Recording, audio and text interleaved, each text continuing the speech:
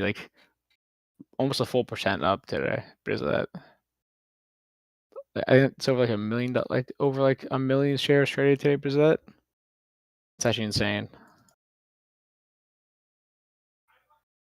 Right now we're just consolidating.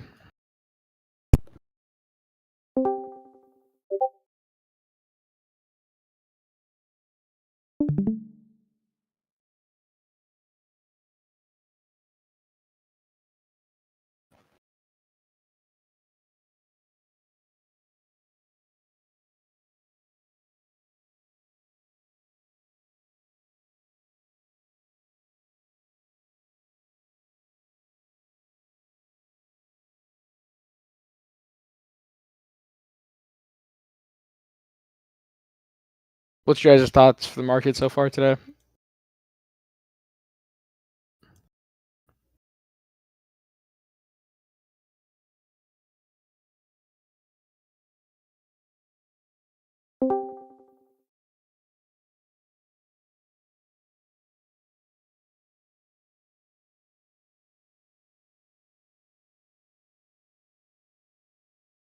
Let me look at my guru, see what the guru says.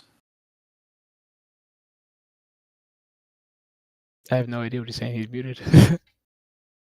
He's just not speaking. Is NQ talking? No, he's it says his mic's muted.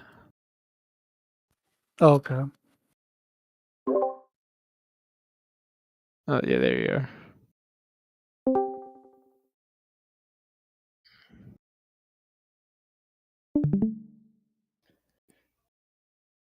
I'm still trying to wrap my head around this like 10-second time frame thing. For me, I just don't understand still.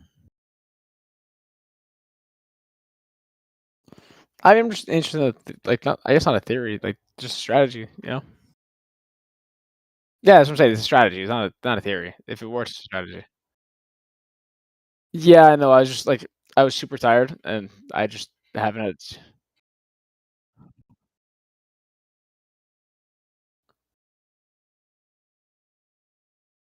So, we're on, right? So, like, go to like a 30-minute time frame, right? Yeah. Oh shit, I have a buy order down there. Oh, that's my target. Do you feel like you see enough to execute a trade right now? Nah, it's just side chain right now. But like looking at the candles, like, so like this is a 30-minute time frame. Would you say this is bullish or bearish, and why? Do I think it's bullish or bearish? Yeah, just looking at the chart, because I already have an answer. Uh, It's not a trick I question. mean, Yeah, I know. yeah, and I don't care if you like. Sometimes like the only reason I'm saying is because sometimes people like it's not that they try too hard or it's like they overcomplicate things. It's like there's not a wrong answer. It's just that's how I can explain and teach you. So whether I think it's bullish and you say it's bearish doesn't matter. It's about like how I can explain how I trade. Yeah, for sure. Currently, I think we're switching to bullish instead of bearish. And why Dude, do you think that? what? And why do you think that? We swept internal liquidity here on the 30-minute. Okay. So yeah, on the 30-minute time frame, we should be switching to bullish. So for let me just make sure I'm not cooked here, because I got 3 minis. So there's a few ways I like the chart. So I'm here on the 30-minute time frame. So I like my own cup close theory, and I was telling somebody yesterday. I don't know if it was you or somebody else, like, because somebody was thinking that they have to change their strategy. Learning like chart patterns and things of that nature, you don't have to change your strategy to like learn kind of like what you see in front of you. Like if you are just only going to trade FAGs or like whatever unicorn setups, whatever it is, that's fine. But like there's no harm in like knowing like kind of like structure and kind of candle sequences. And a good point here is, and I can show it on the 4-hour time frame best here. So a few weeks ago when I called the falling three bearish reversal, everyone's like, you're lucky. I'm like, it's not lucky. Like right here, this is a textbook pattern right here. It's literally the falling three. Down, Marabazu, 1, 2, 3 up, down, and obviously gap fill. Obviously there's other sequences here, we don't have to get into it, but like that's just one like textbook sequence where I tell people like just learning basic kind of candlestick structural patterns can really help you on the long run, not just with futures, but just like options in general. Right? Just looking at the chart here, like you got your left, your head, your right. And a lot of people will say, oh, so two things I always tell people because I'm streaming on YouTube now. I've always called these out in advance, but also kind of like beyond that. I always tell people too that like if you have a left, a head, or right, your defining loss is pretty clear. So right, if you're up here, kind of around hold on, I gotta. Hey, I'm on stream. Damn, this girl like always calling my government name out. It's like Jesus Christ. It's like just fucking just give my social two while you're at it. Hey, I'm on stream. Here we go. We're profitable now.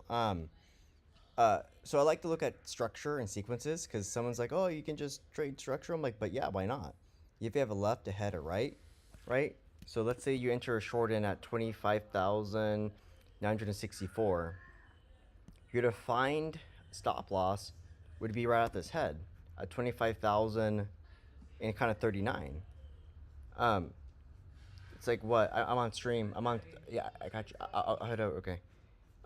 That's I'm not gonna do the math, but it's not a lot, right? If you're trading, if you're trading some like minis, yeah, that you might get smoked, but like that's a pretty clear definition, right? And so like we know in our head and shoulders that we will have a rising wedge that will either break the head or drop.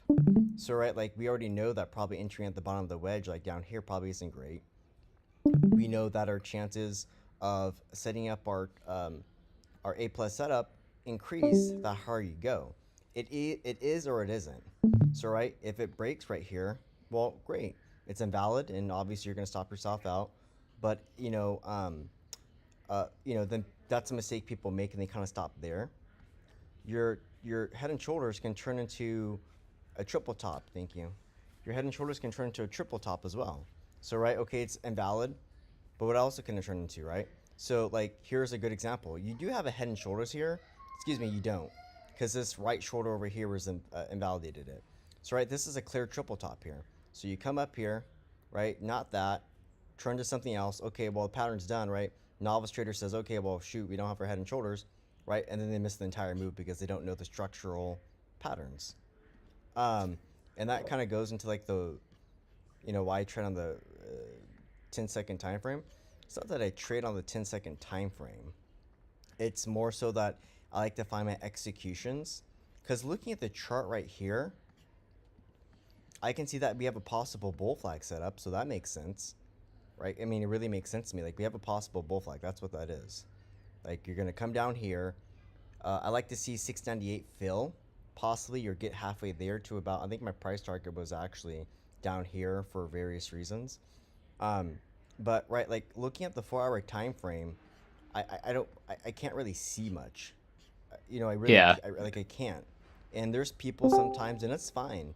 I just like I mean I really do question people like how profitable are you? And like right, so right now I have a $17,000 drawdown, right? So somebody can like honestly fuck up every day and like be profitable. Like it's really hard. Like people say it's easy, but it's actually really hard to lose 17 grand, right? Yeah, that's fair. And so like a lot of people, they'll be on a 15-minute time frame.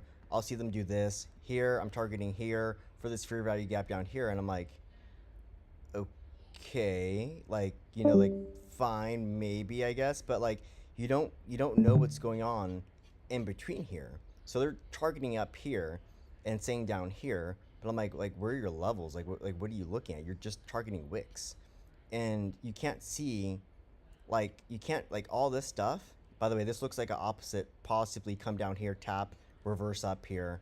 This looks like a reversal of a bearish, bullish reversal here. So I'm about up 1.2K. What I was targeting here on a micro time frame was an unfilled order down here, a wick. So I'm targeting just on a micro time frame, targeting right here. I'm targeting 712. So I'm going to size them with one more mini here. So I have 4 minis right here, targeting right down here. I'm going to put 3 to fill. So we're up about $1,030 right now. I'm going to put my fill for 3 of these. In fact, I might just put 4. Kind of go from there. My second level is right here. And so kind of looking at here on the 30-second time frame. So I see a double top here. Let me zoom out a bit here. I see double top here. You know, I honestly don't see much. So let me just go to a 45. I see double top here. I see a possible head and shoulders. It's janky. Here's your right. And kind of to sum it up, you know, you can't see that. You can't see any of what's going on here on, you know, like Like a higher time frame. Yeah, I know what you're saying. But can I see like kind of what's going on here? Like you can see your double bottom. You could even say it's a quadruple bottom. You can see your falling wedge here. You break out, then you break down. You know, can you see other things? And you know, that's probably not the best example, kind of what we got going on, because that's some serious chop. But like, if I'm kind of here on an 11-minute time frame, I can definitely see to a degree what's going on here. But more often than not, right? Like, you know, there's not many traders that are holding 4 minis, you know, all day long, right? There's really not, and I'm not the one that's doing that either. That's not what I'm saying. But you know, on a chop session, there's a video I have on my YouTube. I'll send it to you, or you can look it up. It's order flow. It's where literally within like 15, or excuse me, like within like 10 to 15 minutes. It could have been 5. I don't know. Where I'm just going back and forth on my neckline, back, sell, you know, fill, back, and there's no way without just completely blindly guessing, because it's like spot on, that you can see that like again on a whatever time frame. So like I'm literally on a neckline on one of my YouTube videos, just going buy, sell, buy, sell, buy, sell, buy, sell. Like 20 micros here, lock in 200, 20 micros here, lock in 400, 20 back and forth. But you can't see that on this kind of time frame. You can't see like they're candles. Another hack I like to tell people that they can try, it sounds silly until you try it, is turn on your lines. You actually see structure a lot better as well. So you can see it you can see it here really defined. Left, head, here's your right, here's your neckline. You cracked it. Yes. You broke down. What I was saying is, so sorry. For like again, just for example, like the head and shoulders pattern. At least what I know from my TA, like typically what I would consider when I see something like that is like, okay, price, like for the first head, I guess price couldn't sweep, for example, internal liquidity. The middle one did sweep internal liquidity, and then the last one, the right side, would have failed to break above the middle one, so then price would reverse down. And I'll be honest, like you just said, I honestly I probably do know it, maybe just in a different like kind of frame, but for me, even kind of hearing some of that, right? Because imagine if you're a new trader and you just said all those terms. For me, I'm like, that's a lot. Like even for me to kind of hear that, I'm like, okay, we've got to sweep down, and it could just be as simple as you mark on the chart saying, you're up here, you got to sweep here, you got to sweep here, and you know maybe this, that, and you know here you go. For me, I just find like less is more, and I like to show it like with TA, and like for me, I'm just kind of looking in terms of like there's 2 things I'd be looking for. It doesn't matter where you draw your line. Where you draw your line, where it corresponds with, it should just crack. So when I say crack, as soon as you stop going up, draw your line. So that's how I like to draw my trends. So as soon as we stop going up, I started drawing my trend here. Okay. And I've already marked off because we've already identified. We have our left, right? We have our head, and then we have our right. And then this is, you have multiple necklines. I think people sometimes forget your actual neckline. It's right here. It's also, if I were to draw this kind of how most people draw it, it would in theory actually be right. No, it's right here. And then you have a third neckline, which is right here where you typically chop before you actually see a seismic drop.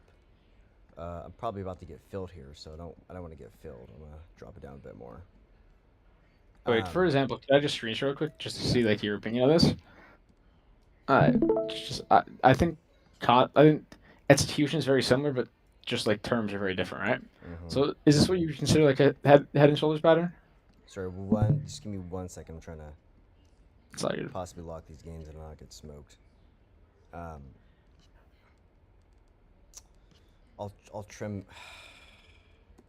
I'll trim 3. All right, just trim 3. So we are up about 1,600 a day.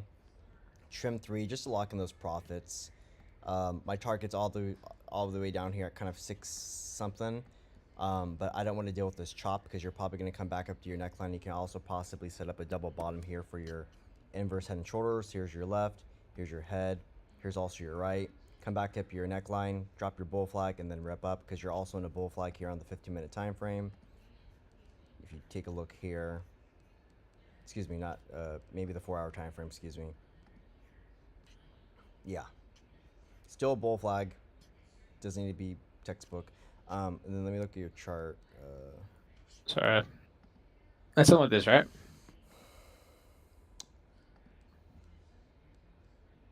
Yeah, that's a head and shoulders. Yeah. Okay. So for me, as like, so I'll just do the snipping tool for Are this. you Just 'cause it's speaking easier. from like just you're trading futures, or are you speaking from like options as well? Or I both? don't trade options. I've never have. I won't even try to claim I have. I've just traded futures. I've used to trade crypto as well. So Okay. based off technical analysis theory, that's just how I know. So say this is your head and shoulder, right?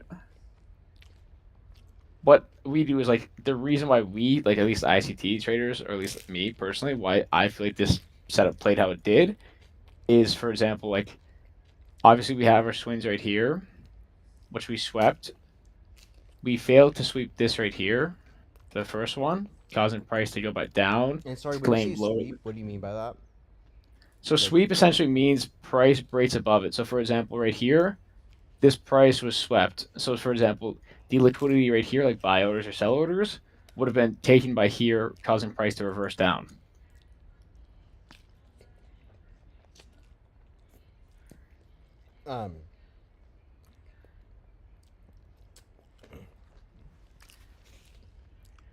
sorry, 1 second, I'm eating. Tired. Let me go back to that, I guess, on my chart, and let me show you, I guess, how I see it. By the way, guys, that's why I took profits, because I already know you're going to come back up to your neckline. You're in your head and shoulders, and again, you have your bull flag here, so really my stop loss could be here. And sometimes I tell people to visualize. So if you are trying to figure out like how much damage you can take, just do your stop loss down here. So if I were to go long, for an example, like right here, if I were to go long just with 1 micro, god damn, or 1 minis, Jesus. I'm Yeah, it's looking at crazy. probably like minus 2K. And so it's a lot. I'm not interested in dealing with that because obviously once we get to that point, we're kind of looking at maybe something different. What's my reward possibly? Well, I'm not going to talk about that now because I'm going to get back to the chart. But just something to help you visualize. So I like to use a lot of visualization when I am taking orders. But going back to like I'm going to go to the 4-hour time frame. I'm already on it. So like for November 5th, this is where I start to use like a lot of different kind of concepts. So like, because I do options as well, I think you'd actually find options more enjoyable too. It's kind of boring, but sometimes boring's better. But let me close my door because I can hear my daughter squawking over here. 1 second.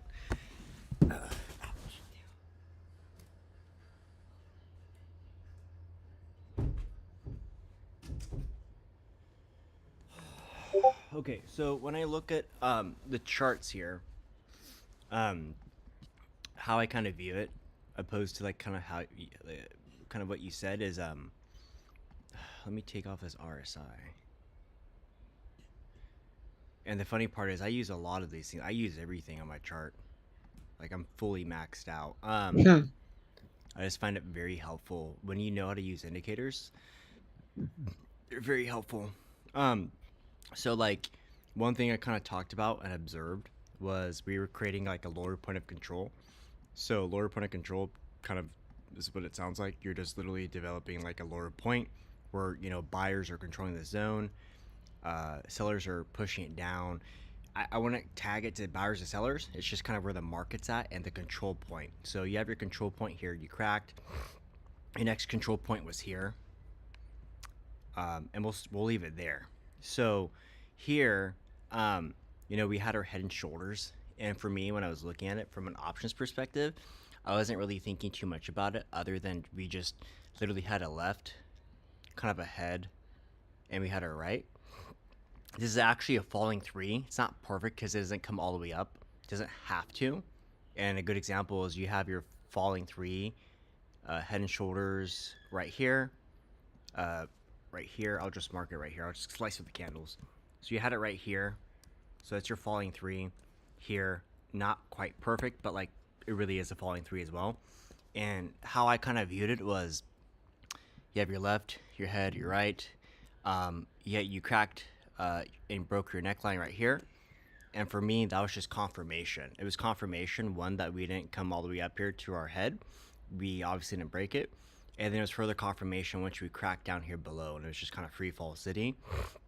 You came back down here. I'm on a 4-hour time frame, but this is a head and shoulders here. So if I go down to like maybe like a 2-hour, maybe it might show us more definedly. Yeah, so then here, another textbook head and shoulders left. You have your head, and then your right is right here. You know, with reference kind of to you know, like kind of the unfilled orders and all that stuff. I mean, you know, the market has unfilled orders from COVID, from like, you know, like we have unfilled orders from like, in theory, not in theory, but I mean, we have unfilled orders like kind of all the way down here. So I guess I don't pay that much attention to it, because like even throughout the day, like today, we have unfilled orders up here. You know, we have unfilled orders up here, but we also have unfilled orders like down here. So for me, I don't find it helpful. You know, and even intraday, like when you're trading, like if we're just trading, like let's imagine this is a 1-second time frame where we're just going up and down, up and down, up and down. I'm gonna have unfilled orders here. I'm gonna have unfilled orders here. I'm gonna have unfilled orders up here. So for me, I don't find that helpful. The only thing I kind of find helpful for me is just knowing like this is literally a head and shoulders, and here's my defined limits. If it breaks here, then excuse me, if it cracks up here, it's just no longer valid and it's turned to something else. But then the kicker is not that you would have been holding all the way up here, you know, because we wouldn't have entered in here, right? So then when you go down to like your 1-second time frame, like for example, like let's say this is a head and shoulders or whatever you want to call it, we would have already known what's playing out because of the structure within there. So for me, like knowing that orders are there aren't helpful. What I'm going to do here is I'm going to go down here and recognize, right? Okay, we have our head and shoulders right here. We have our left, we have our head, we have our right. We have unfilled orders up here, of course, where people are trying to, you know, exit. Like we have people that probably took longs right here, which is crazy at 881. They want to get out. I don't know how they would have taken that. Well, what did we open at? We opened up, oh wow. We opened up all the way up there? No, we opened up right here. It doesn't matter. So we opened up like right about here, right? So we have unfilled orders from people thinking, oh, we're gonna go to the moon, right? So yeah, we have orders up here to fill for sure. But like the question is like, how do we execute to make the money to where maybe those unfilled orders are, excuse me. That's like the more important question for me. And that's where I think that the lower time frames on the 5-second help kind of shape that up and guide for you. Cause like right now, you know, I can see here that we have our left, we have a micro head and shoulders. No, we don't. I thought this is a head and shoulders, but we don't. So this would have been invalid here. No, excuse me, we do. So you have your left, you have your head, you have your right. You're hugging your neckline. So this is your pivot point right here. Obviously, once you crack here and actually sustain structure to the downside, you know, you're going to free fall most likely my price target of, I think I had 640. But that's all to say, like, well, I'm looking at like pure structure. So right now, I already know we have a rising wedge. So I know my parameters. I'm doing some crappy charting. I'm eating, that's my excuse. So I already know we have a rising wedge. right? So we have a rising wedge right here. And again, you can't even really see clear structure still. Like it's not enough for me. So that's where I'll go down to like the 5-second time frame or 10-second time frame. Like, what do I see here? Like, can I see anything that's going on here? Candidly, like, not really. I mean, we have a bear flag coming out of our head and shoulders, and right once you get down to the 10-second time frame, you can kind of see things a little bit better. So left, head, right, drop down, bear, rising wedge, drop down, try to form your inverse head and shoulders, drop down here, couldn't create your double bottom, came down here, flagged, now you're in a rising wedge. And so for me, yeah, I'm just looking at structure, honestly, knowing that there's orders for me, like, yeah, I mean, you literally have orders right here to be filled for sure. And you're going to come back up and claim those, no doubt. But then, right, the question comes down to, like, well, which one's going to fill first? Is it the orders down here or is it the orders up here? And that's where I just find trading on, like, you know, a very small time frame to be very helpful. But I'm also, right, already checking ahead of time on a 30-minute time frame, you know, where we might be headed and why. So right here is a very clear head and shoulders. Left, head, your right's right around here. Drop down. This is your bear flag. This is actually textbook bear flag right here. I wonder if I can get a better picture of it here. That's a bear flag. Maybe 5 minutes gonna show me better. And you're trying to create, like I said, here's your possible, and this is the problem traders have, right? It's all about possibilities. It's all about probabilities. So you have a rising wedge there. You drop down here. And the problem that a lot of traders like have a hard part, like kind of picking apart is like, all right, we're going up or down, man. And I'm like, well, shit, just let me try to chart a little bit. So you have your bearish pennant. I'm drawing your inverse here. So you have your possible inverse head and shoulders, which is bullish here. With your possible, you haven't quite made your double bottom. That's why I'm going to come all the way down to about 702. Oops. Oh, goddamn. And you don't have to come. Okay. Guess we're just not going to. Okay. Come down here. Right. So right here, there's like a bunch going on. So inverse head and shoulders. So you possibly have your left shoulder. Here's your head. Here's your rising wedge here.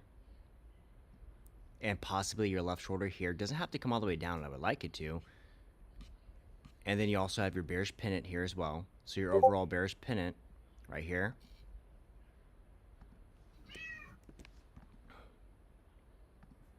And like, for example, like here's my price target like down here. All coming out of a head and shoulders. So you have like several different things going on here. And so kind of like, yeah, like if I'm on a 5 minute, a 15 minute, now that I marked it, I mean, it's probably easier for people to kind of visualize and see, but you can't see it though, especially as a new trader. And you know, like I tell people, like sometimes I literally see people like, they're here and then we're going to come up here. I'm like, but you don't. And by the time it gets there, you're dealing with all this noise right here to where you can't hold.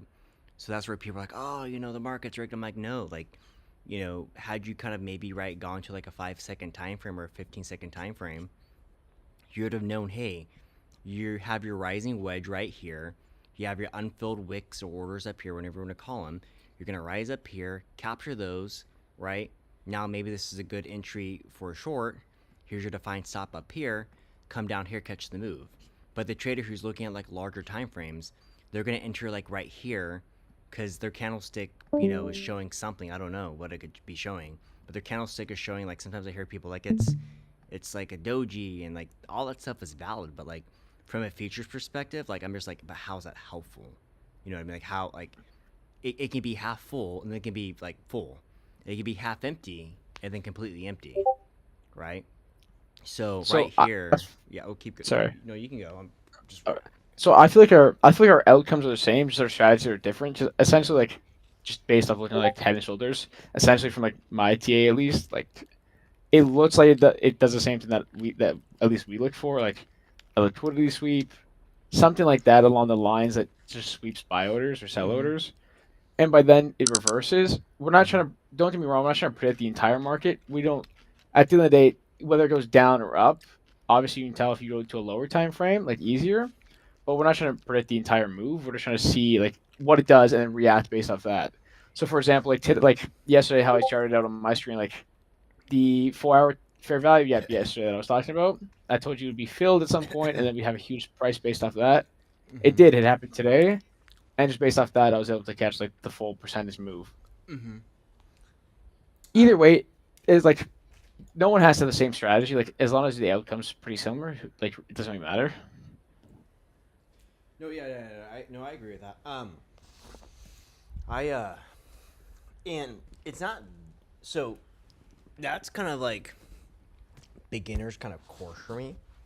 Where I get more complex with my TA is like, I'll just show you. I'll just try to get cracked for a second. So like, let me let's see here. We'll go like a minute here. Let me zoom out. God damn it. Shit's annoying. What the fuck? Okay, so if I zoom out here, where I try to get cracked and just purely technical, that's where I like to mark my levels. So your neckline, which I just kind of view as liquidity, chop zone,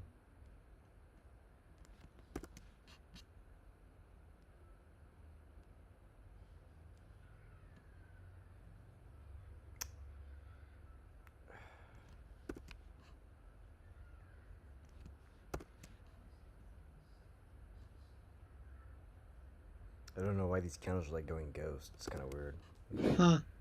I see that. Yeah.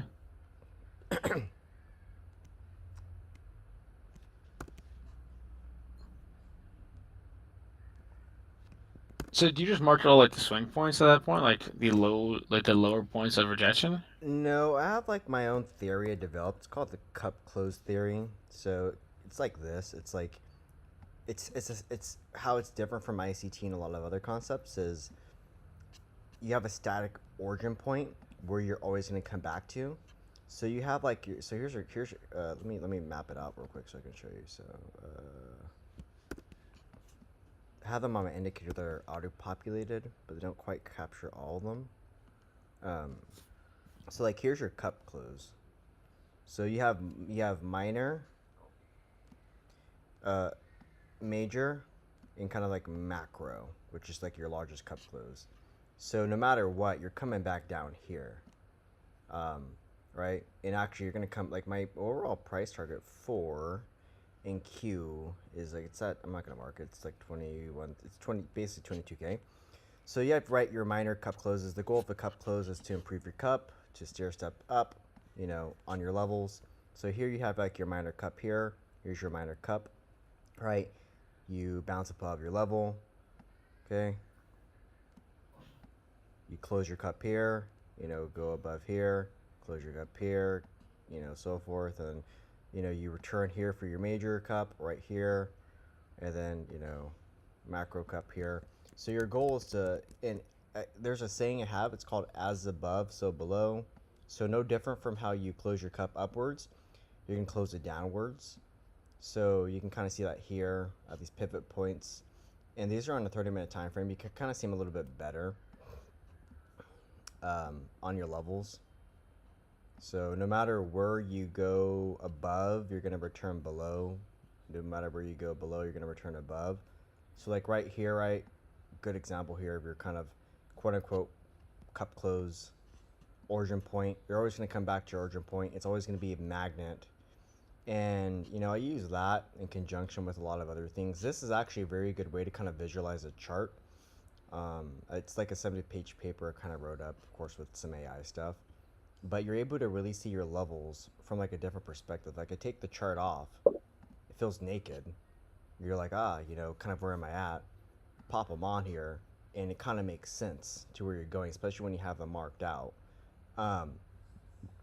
Something else I'm forgetting. No. Okay, so I see. I understand it. Like what you mark out.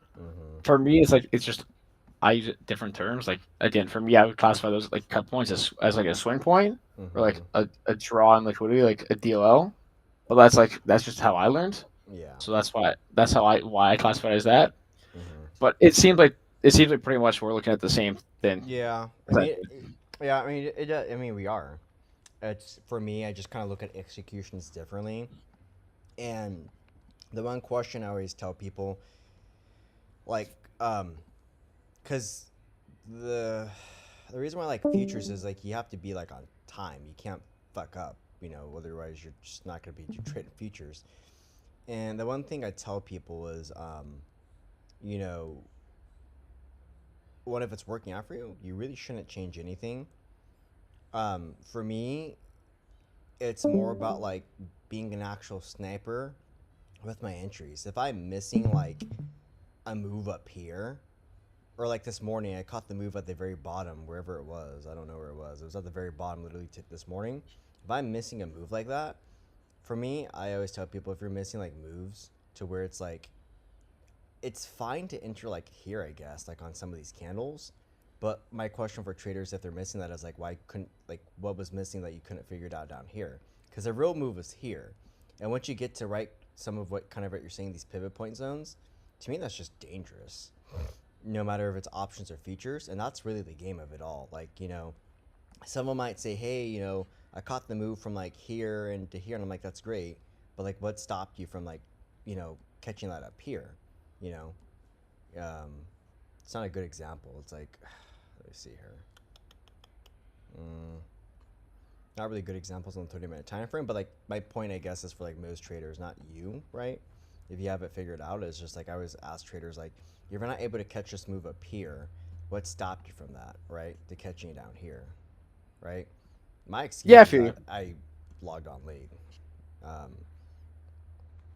don't even know Yeah, where we started. yeah. For me, I think the same, like the same trades you took today. I'm pretty sure I probably entered as well. Like most of the at least the T points I took.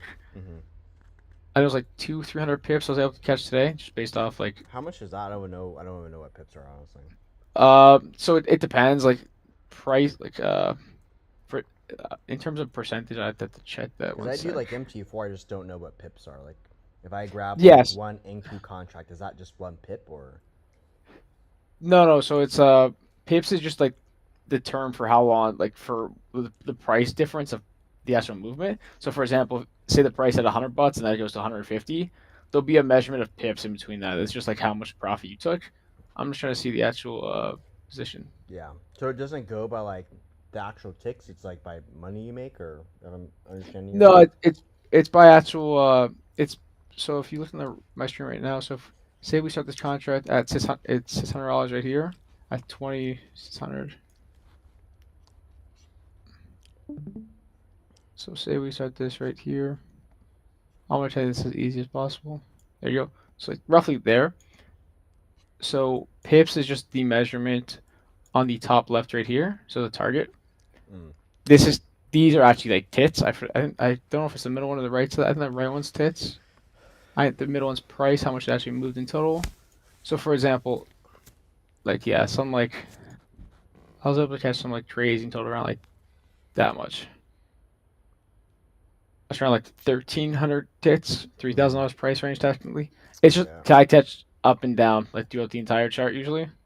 Because it just bounces off. It's basically a large support and resistance game. Mm-hmm. It's not all in one trade. Obviously, there's like a few trades, but Yeah. most of it was this trade. Honestly, this was big. Hmm. It's on Okay, 100. yeah, that makes sense. Hey guys, I want to get.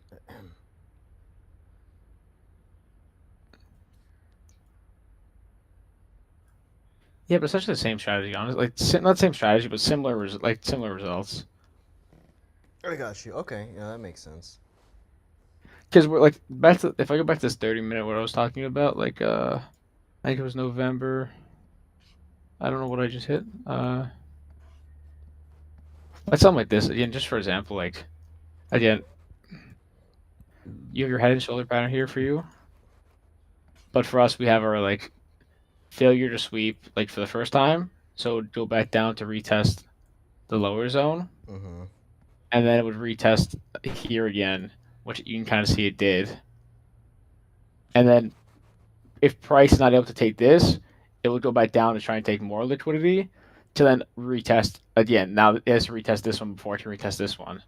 So essentially, it's just ping ponging up and down like this. Yeah.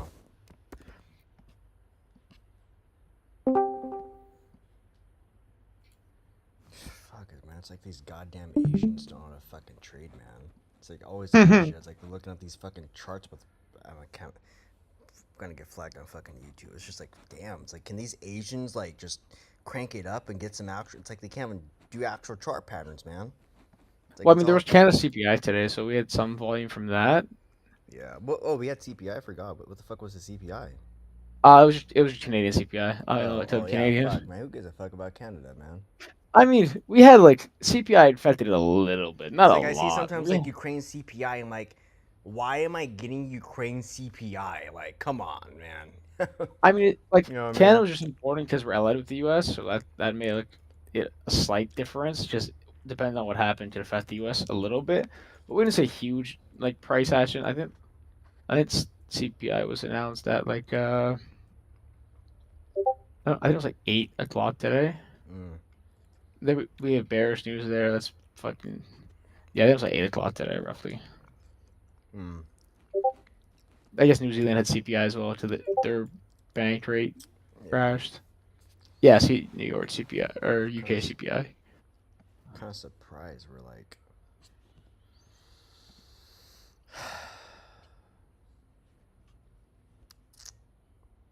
Yeah, I mean it's not like that much of a deal. I think there's I want to see if earnings are reported soon. If earnings are reported, like I don't know if you track, I don't know if you do news or not, or like if you watch it, or if you care about it at all, or I don't, but I like just to know. what's happened today. Yeah, like today. Yeah, that's fair. Like I tell people, it's just like, I mean, it's like, I just trade the candles in front of me because they're gonna tell me what I need to know. But I think it's useful to know, like, was this really bad or something? And then I can be like, oh, we're gapping up, and it looks like maybe we're just doing this for X, Y, and Z, so I can kind of come up with my own hypothesis to why we're going up. So that's how I kind of use it. So like sometimes I forget, like I didn't even know today. I didn't even pay attention to other countries. I don't think that really matters. Like everything's shitty. Like everything's been shitty for 2 years. So I just stopped paying attention to the charts. I actually found that like it helps you kind of like stay level-headed too, because if you're like, oh fuck, we should be fucking dropping, man, like everyone's broke. Yeah, like, but the market was going up. God damn it! I was trying to fill this gap down here. It's like they're gonna probably fill it without me. Yeah, I guess it depends. Like if you I just take it with a grain of salt. Obviously, I'm not just gonna trade like short if it says the interest rates go down. Yeah. But you kind of see what a lot of like not retail traders exactly will kind of like they'll be emotional because of that. Like I was able to catch this swing low just because like again, gap inversion. Like it was like this I caught 50, but the whole trend was like 100. I could have held. I just said no. Just the rule is that to close by 4:45, so I just closed it. Yeah. Okay, I got you. Oh, man, it looks like you're gonna go up here. Like I catch a lot of my thing is I exit early a lot. So if you see my trades, like this is a 1-to-1 roughly right here, caught that. This is a 1-to-1 roughly, caught that. Like a lot of my moves are accurate. It's just I exit hella early. Like I can like this is 74, but I could have caught like 180. I just scalp. Everyone like criticizes. Oh, you took 40 trades. I'm like, should I just hold for 0? What I was supposed to like? What do you want me to do? Because there's this notion in like the futures community, like if you fucking take more than 2 trades and like you're over trading. I'm like, no, you're not. Like, and there's so many clear examples of like that's not over trading, bro. Yeah, I agree with you on that 100%. Like a lot of my friends who are profitable, they're like, well, I say they're profitable, just that was important for me to mention. They're like, if you take more than 2 trades a day, you're not gonna be profitable. I'm like, dude, I can take 100 trades a day as long as it's a good setup. If your brain falters and that's why you're taking a trade, then that's why you're losing. That's yeah. I fucking never gonna go up here. God damn, we have the arm extension on that fucking W. That's just horseshit. Whatever. Like, dude, look at these fucking long ass candles, dude. Like, oh my god, these fucking Asians in the fucking Asia session. Now they know what a chart pattern is, but they really don't. You have a bullish pennant here. This is nonsense.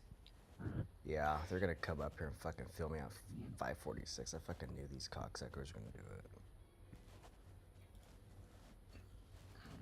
I always wonder, Yeah. like, what do these other YouTubers do that Oh, like dude, it's keeps terrible. like 90 people on stream when they're not even taking trades? Like, I'm just genuinely confused by like what keeps these guys on. It's like, you want to fucking talk about video games and like the hub, or like what? Not really. They just they just yammer. At the end of the day, that's all it really Because is. I'm It's like, just damn, do y'all want to like make money, or do you like want to just like watch somebody talk about like how to sign up for the course? I haven't I even used to do it too. I haven't even gone on a rant yet. I'm notorious for going on rants on my streams because I'm just like, what are we fucking talking about here? But like, no, seriously, like, if you're in my stream and you're like, if you watch other people's streams, like, why do you stick there if they're not making you money? Because like, they literally have you sign up in order to watch them trade, and like when they do take trades, they're taking like 2 micros or something that go up like Oh, you mean $50 over 10 that? hours. Oh, you mean like that? Nah, nah. Also, like just watching like for example, like something like TJ or just like be a goober and shit like that. That's Oh just no, I fun mean to me. he's an That's influencer though, so like no, of course he's gonna have people. I'm talking about like there's some channels out there that are like decently paid to sized. watch me trade and shit. Like Well, yeah, that's because they fun. give you copy trades or something. But then, you know, that's what I was getting at. So the problem with some of these channels is like, so I have a 17K drawdown, right? An 18K drawdown. What people don't realize sometimes is like they're like, oh, this is a good trader. I'm like, you know, it's easier to play when you don't have a scarcity mindset because you have $30,000 in the bank, right? But then like you can trade 3 micros and you know run that shit up, you know, on a decently sized right non-chop move. You can get, you know, $1,000 on a typical 100-point move on NQ both ways. But I have like a $20,000 account. Like, it's very hard to like, you know, mess that up. And that's the one thing. What's up? You're talking crazy. You ready for bed? Okay. What pattern is this? What pattern do you think is going on right now? Yeah, I feel you, dude. Honestly, like I do the same thing. Like I'll take a lot of trades roughly, but as long as they're in profit, I don't really care. Tell me I want on TV. Yeah. What pattern do you think? I'll turn the TV on. Identify this pattern right here. Are we going up or down? Up. Okay. Try again. What pattern is going on, man? What is this? We talked about it. What is this right here? What is this pattern? Oh, me? No, I'm talking to my son. Oh shit! I was like, He's like 3. What pattern is this? What do you see? We've talked about it. What is this? What is this pattern? What are we gonna do right now? Come on. Before it happens, call it out. Okay, use your words or I'm not turning the TV on. What pattern is this? What did we talk about? What's a rocket ship? Holy smokes. Okay, yo, gotta teach him young, bro. That's how you win. I think you're ready for bed, dude, because you don't even know what this pattern is. There is. Okay, so then what pattern is it? I heard it. Yeah, but what pattern is it? A rocket ship. Yeah, but what pattern does the rocket ship? What pattern is that? A rocket ship. Lord.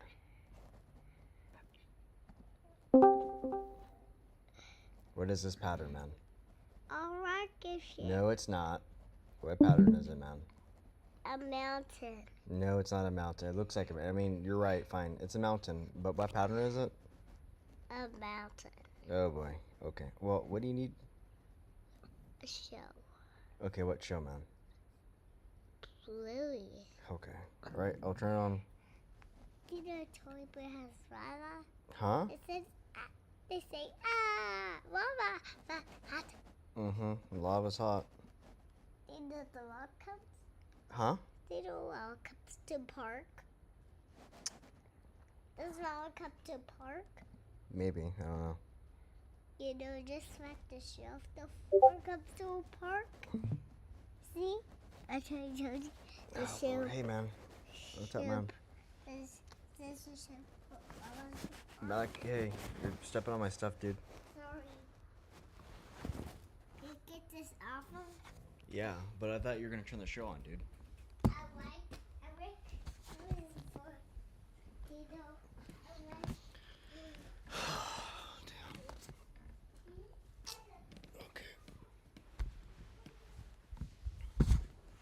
It's a falling wedge. Well, it was a falling wedge.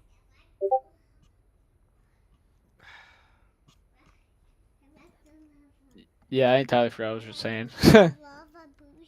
Yeah, I know. I don't need to go over there to see it, man. I said I was gonna turn it on for you, dude. Nope. I'm gonna turn it on for you, dude. So you don't. So you don't want the show? Yeah.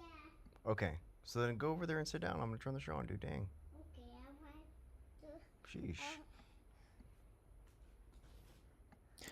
Yeah, you see this wickless candle, by the way. I thought I'd just say that. That's actually insane. Get up. Get A up for what? wickless bearish candle is crazy. Yeah, I have an indicator for it, dude. It's actually pretty legit. Yo, I know, but like that's like insane to see on a higher time frame. Like a 5 minutes on is like a high time frame, but like probably should retest this eventually. That's like Dude, this, I'm telling you, this is legit. I mean, just grab this thing if you're ever gonna grab an indicator. Check this out.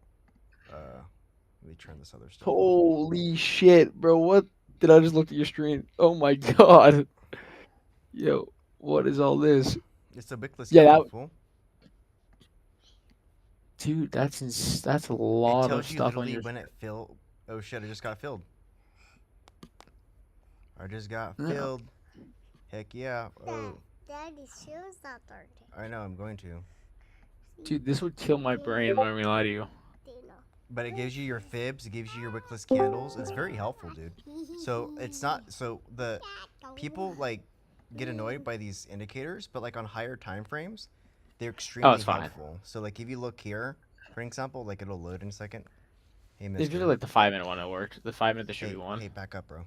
Please. So right here we have no wickless candles, and okay, Please start the yes. please I'm gonna, start the blue I'm gonna, live show. I'm gonna start it, Can you and I've asked you to go sit down, please. I said, So I can't start it if you're like all up in my grill.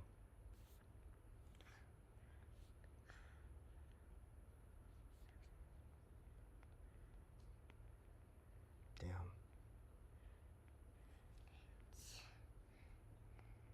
You're all up in my face, man. Which one? Okay, I'm turning it on. oh yeah. Goodness gracious. This guy's like bossy. It's like, damn. No, so this is helpful. So if you, I don't know if you can see it, but like, so it shows you, so this is why I find the indicator helpful. It shows you the distance to it. It shows you when it was opened, right? And then it shows you when it was filled. So I find that helpful on especially higher time frames, because I want to know how long has this candle been opened, right? And then it get, what's up, man?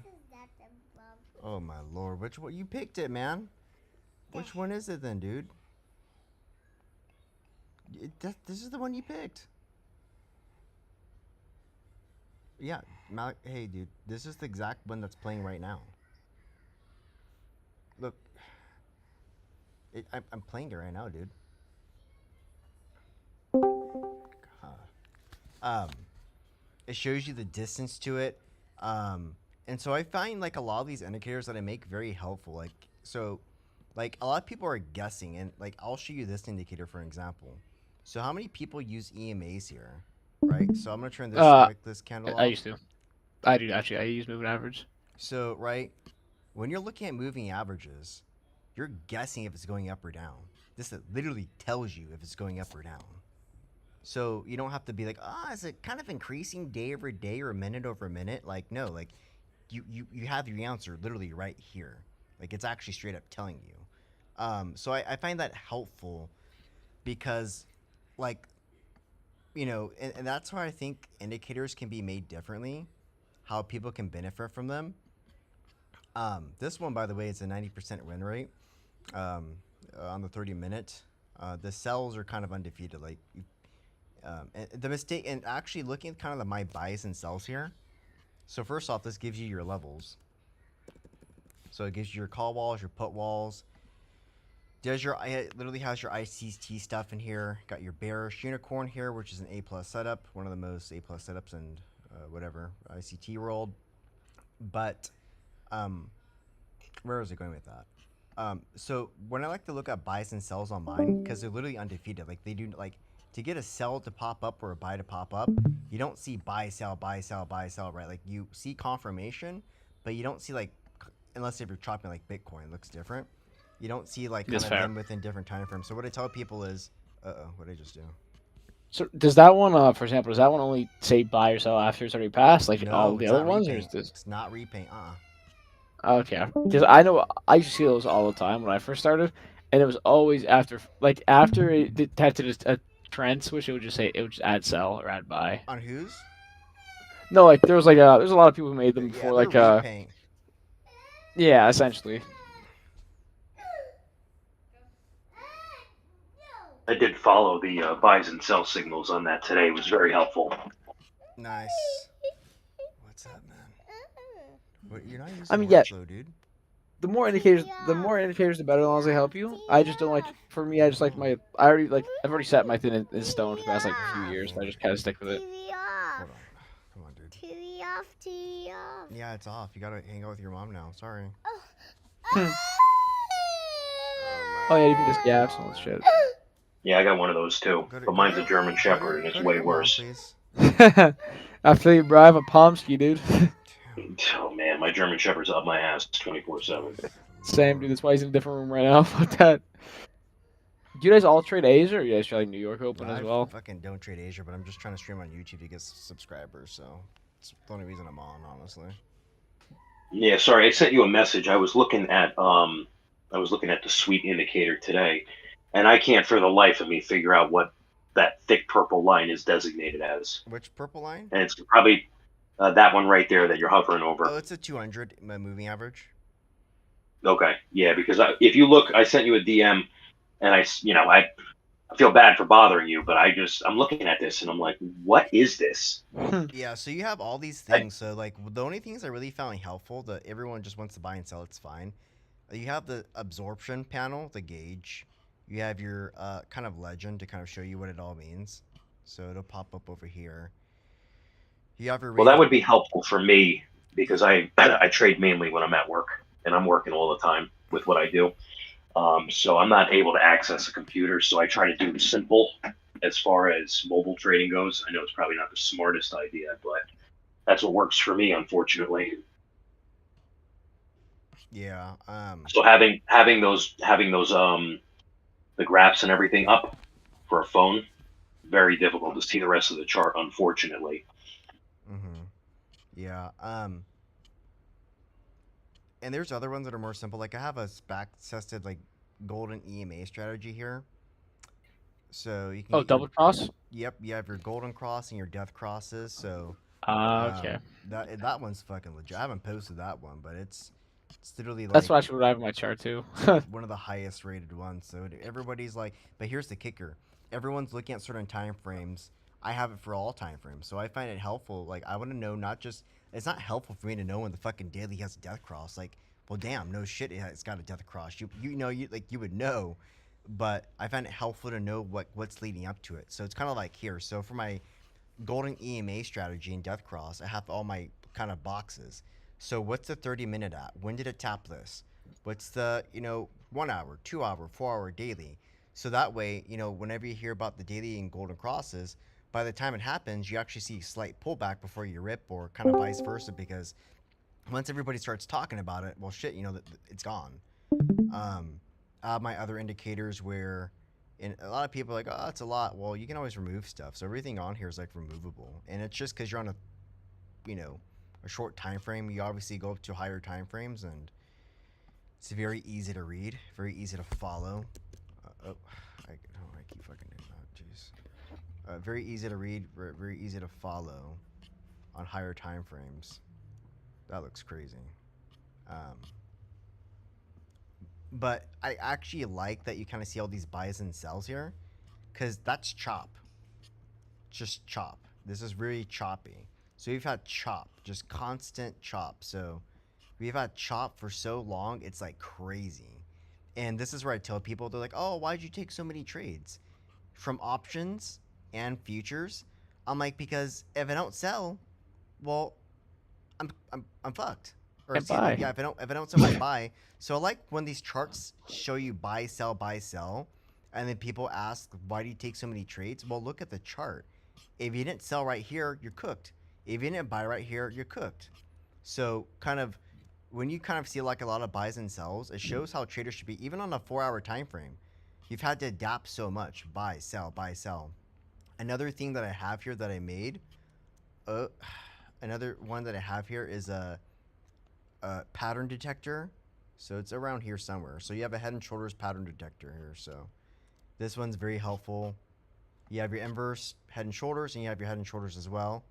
So, you know, obviously higher time frames are kind of, I don't know, more probable. But you have like, you know, your pattern detector, pattern detectors here. Pattern detectors here. So right here, you have your inverse head and shoulders popping up here. I think it's on a 30-minute time frame here, kind of like I mentioned before.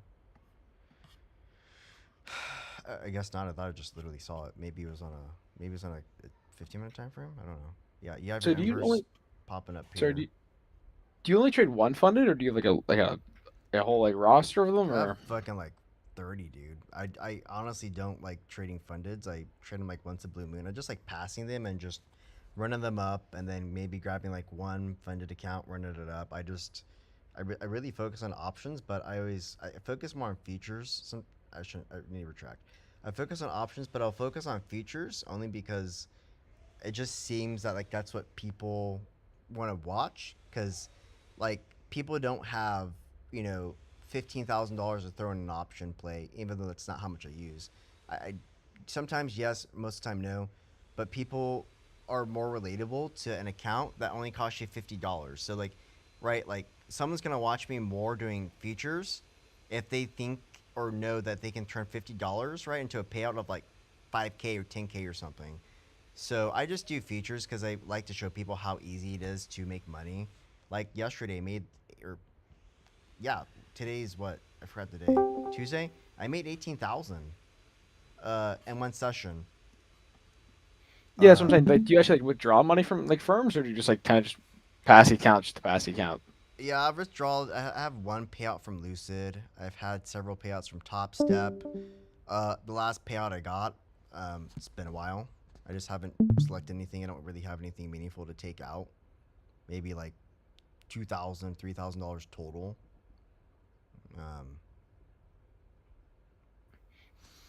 Yeah, it's fair because I know there's like I you can like just like was, link a ton of them. and I will say this: the reason why I stopped trading futures so much, fuck you, Alpha Futures. If you're watching this, you guys are fucking frauds. So, I have been on stream. Like I have a lot of streams where, and it's particularly in Alpha, but it's all of them. And I'll give you an analogy. So, if my Tradeify stops working, and so I've had situations where like I don't know what to call it, man. Like I've had to, let me just turn this shit off because I'm starting to get bothered thinking about it. Because I'm owed like these motherfuckers owe me from different firms. Like I'm owed like for sure a minimum like over like $250,000. And here's the problem. You have a lot of traders. So think about this. If you're a trader who has made say, I'm trying to think, man. If you're a trader that has made or that's entitled to like a 100K payout, how many traders are there like that, right? You could say not many. I actually don't agree with that. I think there's quite a few, but let me get through it because it's a lot. It bothers me, and I try to like really get it up there. I'm trying to get a soundbite now to think about for people to kind of listen to kind of get an understanding. So if you have a lot of traders, right? Point is they're entitled to maybe let's say $5 to I don't know, like $20,000 worth of payouts, or 40, 50, whatever, and you deny all those, right?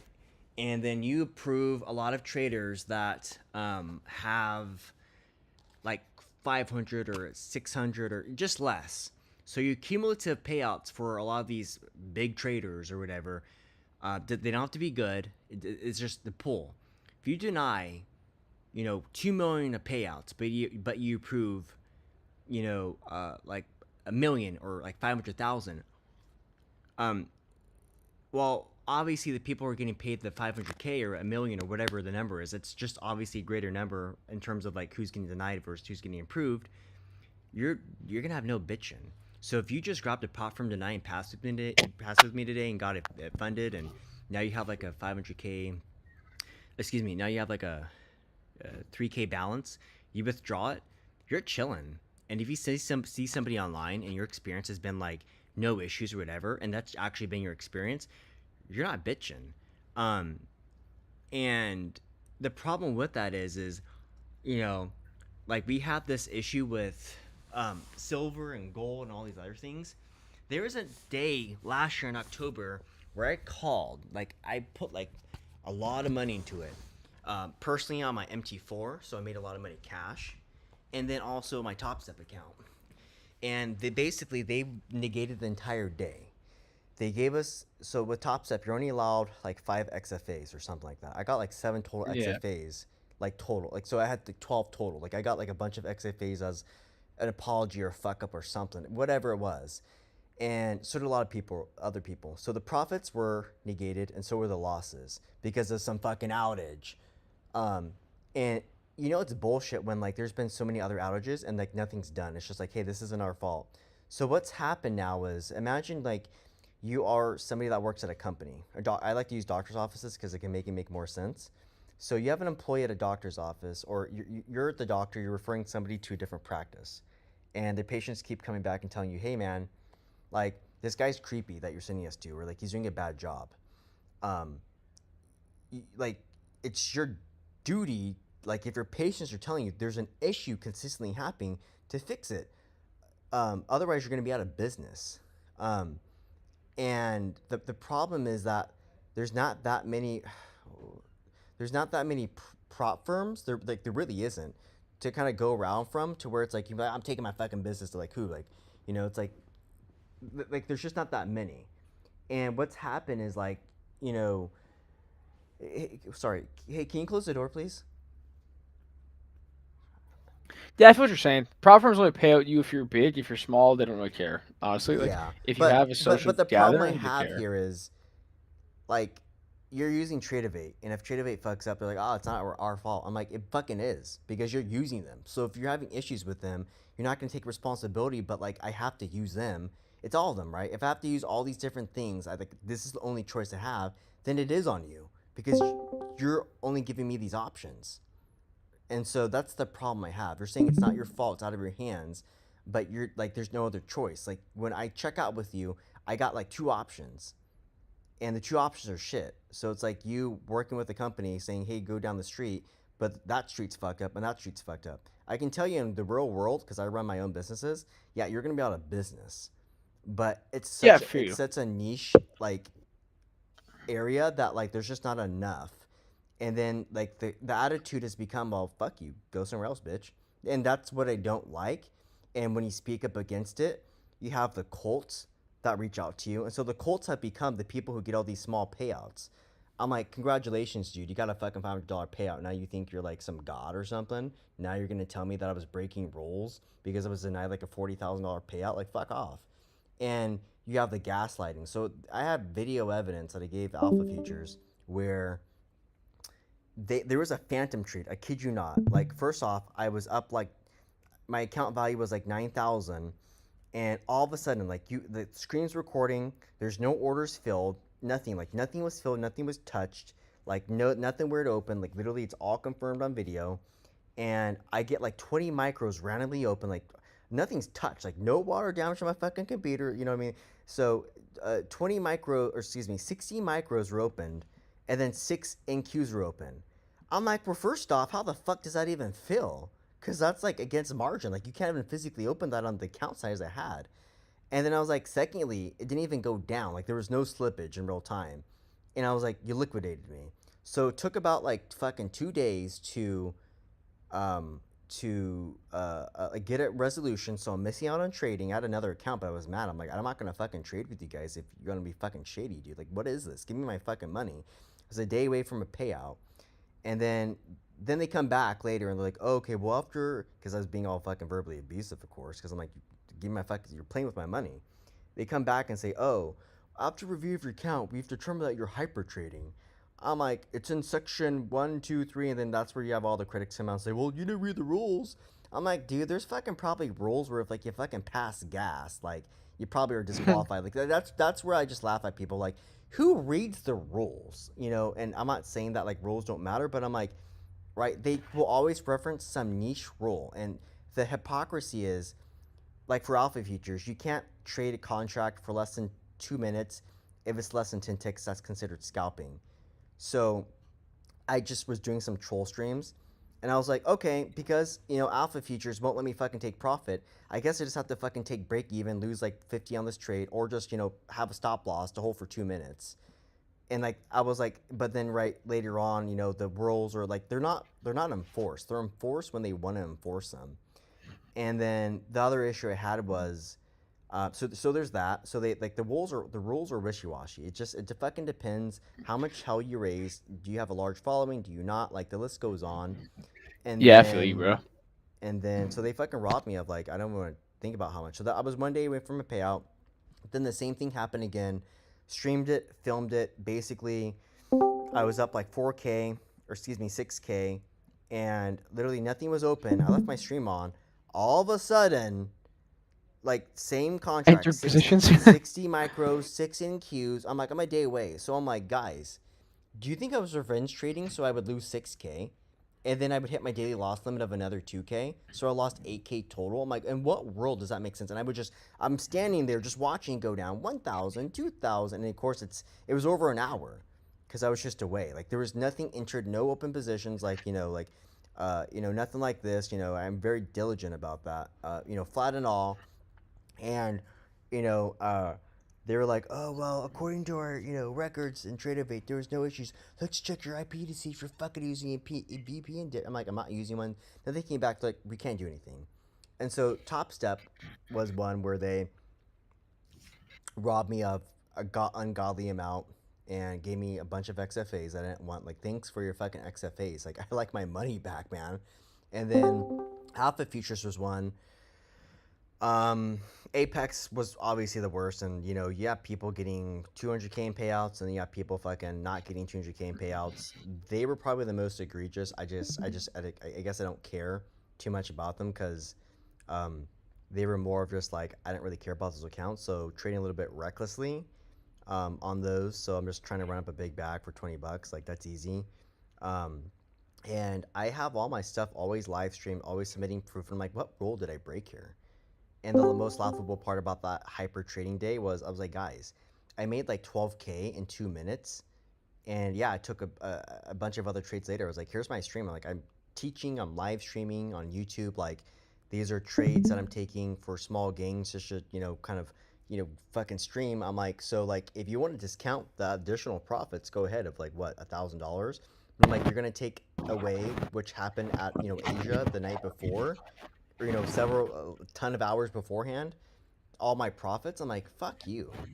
And so that's the problem. You have people that basically they're getting payouts, so they don't care about the people who aren't. And when they stopped letting you trade commodities or limited it, everyone and the woodworks came out to defend them. I'm like, oh well, of course it's margin, and you gotta trade the it makes sense that the XFAs, because they're like, we want to make sure the XFAs are similar to like the live experience. I'm like, fuck you guys. I'm like, fuck off. Like, this isn't even real money, dude. If you're getting broke by traders, just say that, because when you have silver drop 30% in a day, you can just go on fucking TikTok or YouTube and see these guys. They're holding like 3 fucking micros of silver for like 200K profit. So I'm like, yeah, just fucking say you don't want fucking traders bankrupting you. So that's what happened. You had a bunch of traders that bankrupted or were about to, probably, these prop firms. Because it doesn't matter if you have 1 million people sign up. You have just a few degens, or just people that are smart, right? Because if you have 5 XFAs and you have 25K, you're up 25K, fuck it, run that shit. Have your stop loss for like 5K profit if you're up 20 bands like some of these guys did, and let it just pan up the full day. So there's people that got denied millions of dollars of payouts. No rules broken, bro. But like, they didn't want to pay him out. And so Yeah. that's the short answer to why I don't take payouts or to why I don't heavily trade them, because I'm like, there's been some points in times where I put like a lot of time and effort into some of these accounts, and then I'm like, awesome, my money's gone, and I just worked for 2 weeks for this and denied 100K, or account ban for fucking abusing your staff because you took my money. I'm like, I could have just been Yeah. trading options. It's gummy as fuck, dude. It's just I've noticed it too. TJR opened a firm too. He did the same thing, scammed a lot of people. It's just because they get away with people not passing or people blowing their eval unless they make money. I will be back right now. I just have to go around outside. I attend to my business. I also own a business as well, so I'll be right back. Just give me like roughly 10 minutes. Say again? What you said you're going for a second? Yeah. I have to do something for my business real quick. I also own I do I own I buy and sell smashed or previously stolen cars from insurance auctions. Oh, nice. And I just need to attend to one thing for one of the cars that happened to it, like right now. So I'll be right back as soon as I fix this. All right, cool. I'll be back.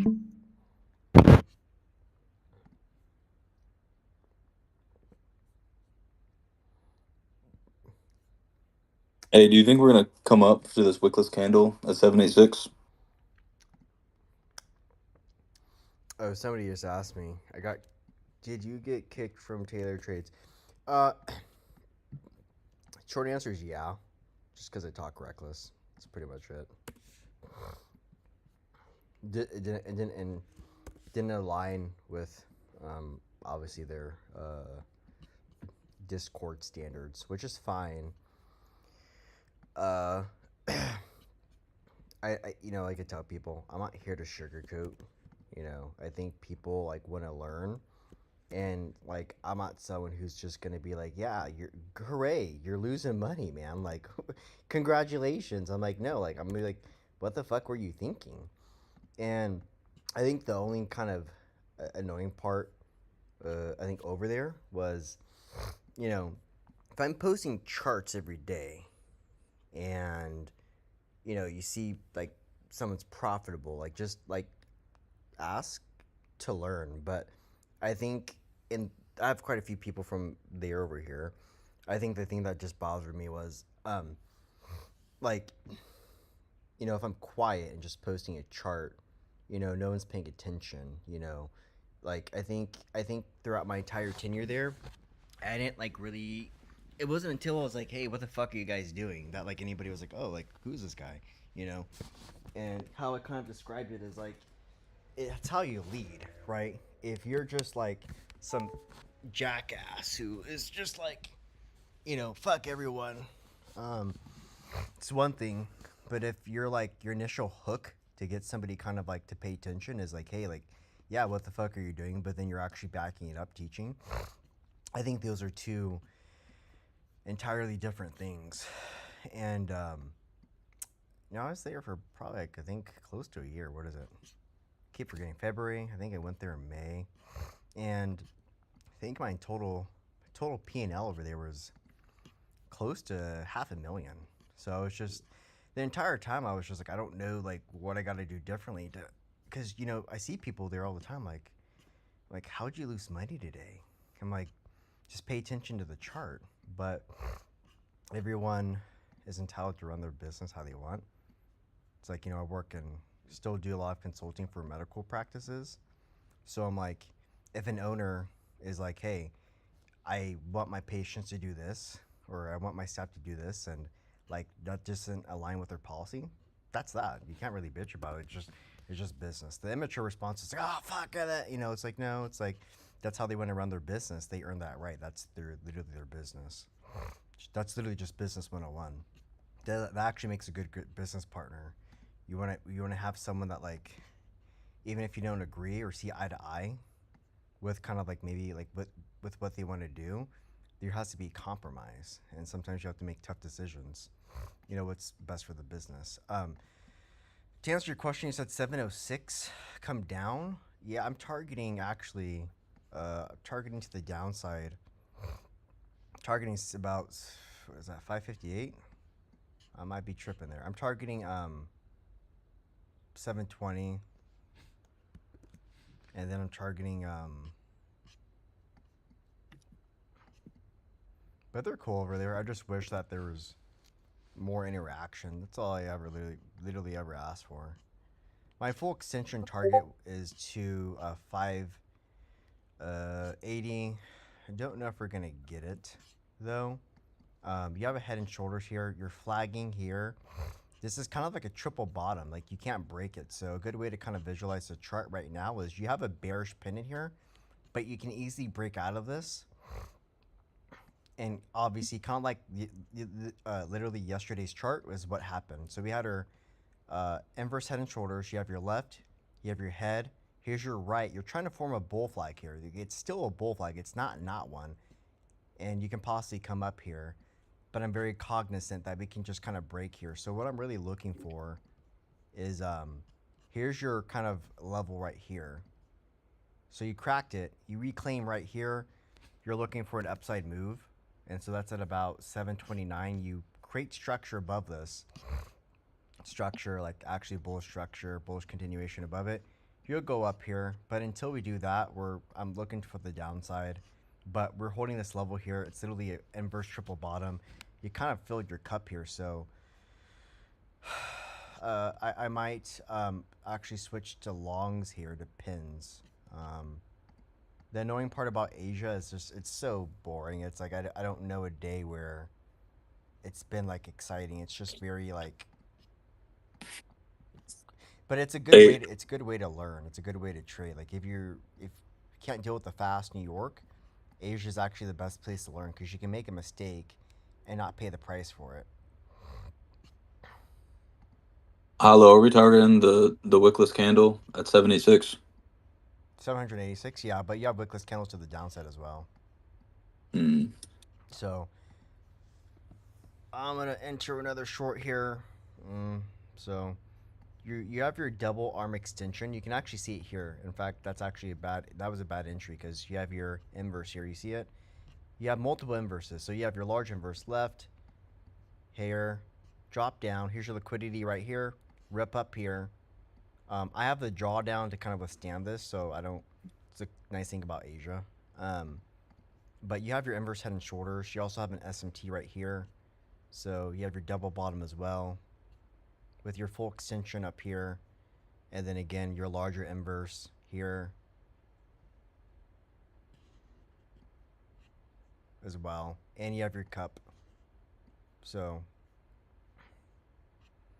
but you have a wickless candle down here around, you have a wickless candle at 720 that you haven't filled. So it's right here. Well, I guess, shoot, did I read that wrong? It's on the 5 minute. What's it on? No, I might have read that wrong. It might have actually been filled. Let me, that's annoying.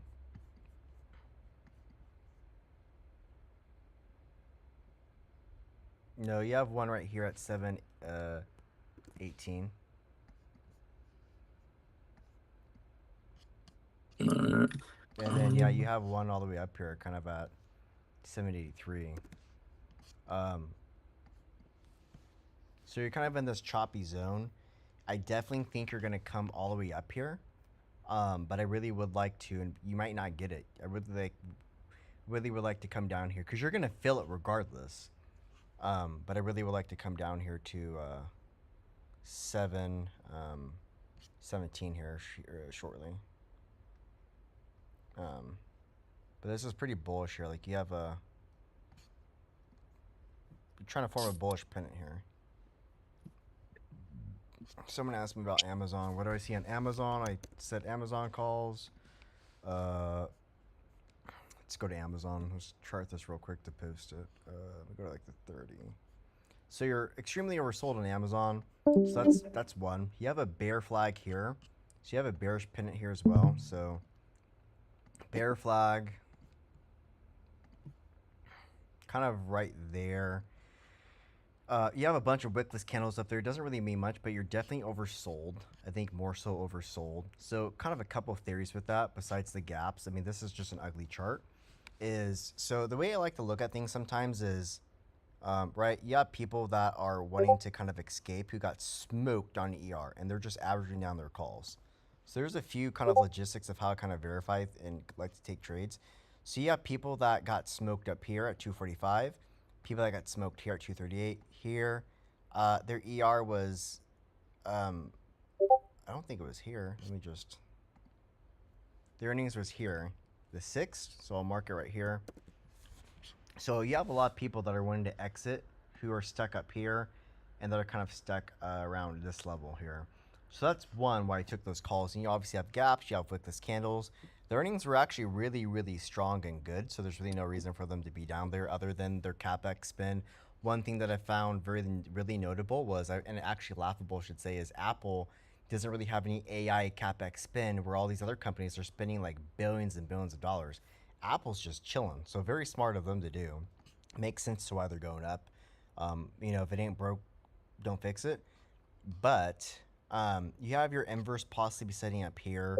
You kind of have your triple bottom. This is a stop loss hunt. You can kind of see your inverse here. It's like a baby inverse. So I'm kind of looking here within the next 7 to 10 days. Come up here, 212. We also have Supreme Court hearings.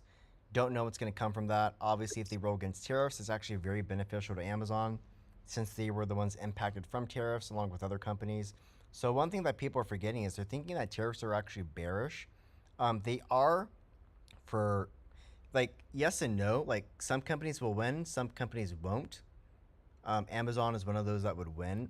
Now, if obviously the market just starts tanking, is Amazon going to go with it? I can't answer that question, but obviously, if you know the Supreme Court does rule against tariffs, then Amazon would be a very, very big winner since they are directly impacted, literally from the tariffs. Kind of besides that, you know, just looking from a larger time frame here, kind of right on your neckline here, you wick below it. I mean, really, your next support really isn't till right here, kind of around this 180 range. So I mentioned 180 puts, I believe, or something. 190 or I said 180 or 190 puts, along with 230 calls. Why did I say 230 calls? I like the delta on them, with the time as well. So we have about a month to hold these positions. Everybody paid, I don't know, too much for them, like $1,000. We're getting them for $100. It's not about getting a good deal or whatever, but it's just another way to kind of look at things. You have people that are wanting to exit their positions. Another kind of good way to look at that is meta. So what happens when people get smoked on their positions? A lot of people were holding. So if you go back to Meta's ER, let me see where the ER was. You had your ER here. Oh, I don't want to post that. My bad. So you had your ER here, and then you had your last ER here. Okay, now let me clean this off. It's gonna blow your mind. So kind of just what I said. Oops. Oh, come on, man. Hold on here. People want to exit, right? The first chance they get the exit. That's not what I wanted to do. How do I do it again? It's Control H. People want to exit here. So what happened, right?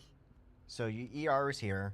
Oh my gosh, we're going down and this sucks and the stock is terrible, and you know, you come down here, you form your massive inverse head and shoulders. I actually gave out meta calls here. So those printed pretty nice for us here on the Discord. Gave out meta calls. A kind of good way again to visualize things is this was your level right here at 747, right? So we're gonna remove all the drawings. Gonna put it back here, 747, right? Textbook. People wanted to exit their positions from the last ER. They got smoked, right? So what happened here? Back down. They exited for, who knows, probably still a loss, and we kind of just came back down here. So that's just another way to kind of visualize ERs with gaps.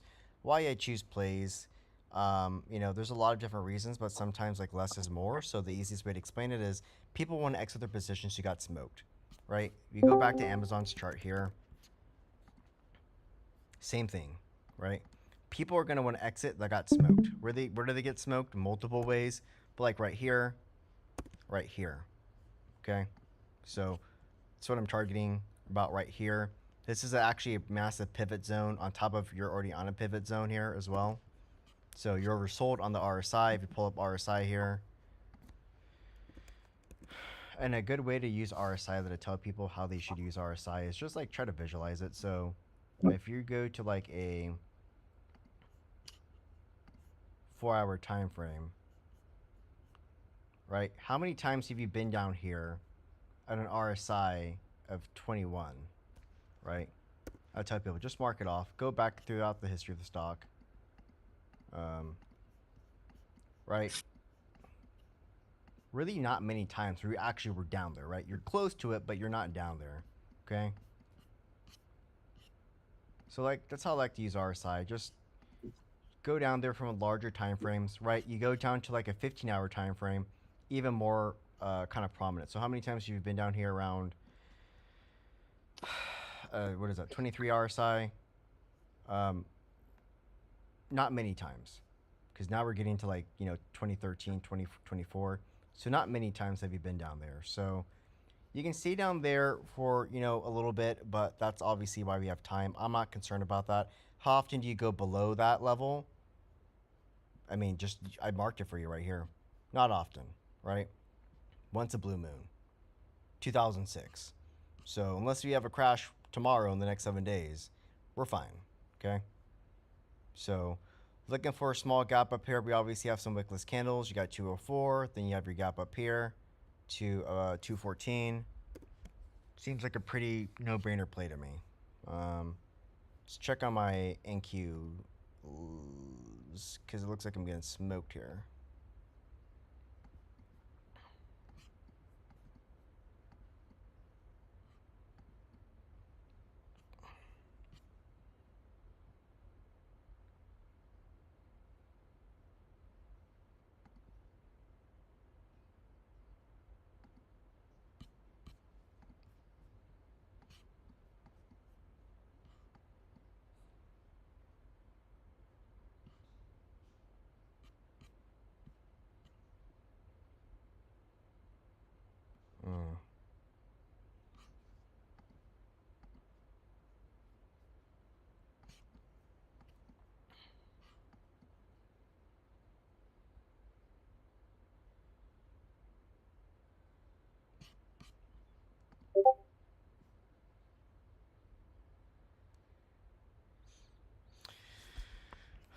Another way I like to kind of protect my capital over time as well is, so if I'm down on a position, say like an NQ, a lot of people forget that you can scalp your way back to break even. Whether it's NQ, MNQ, ES.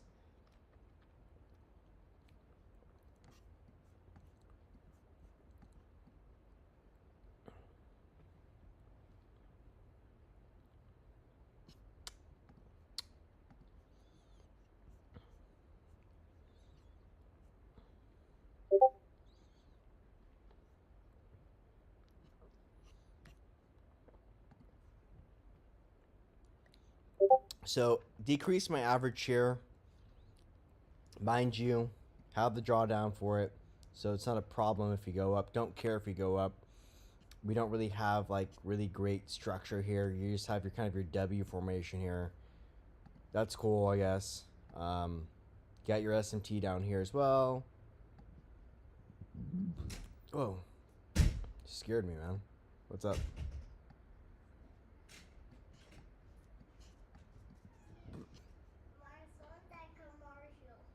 Huh?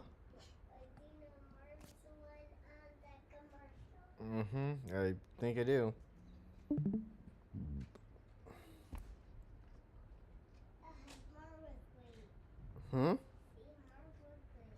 Okay.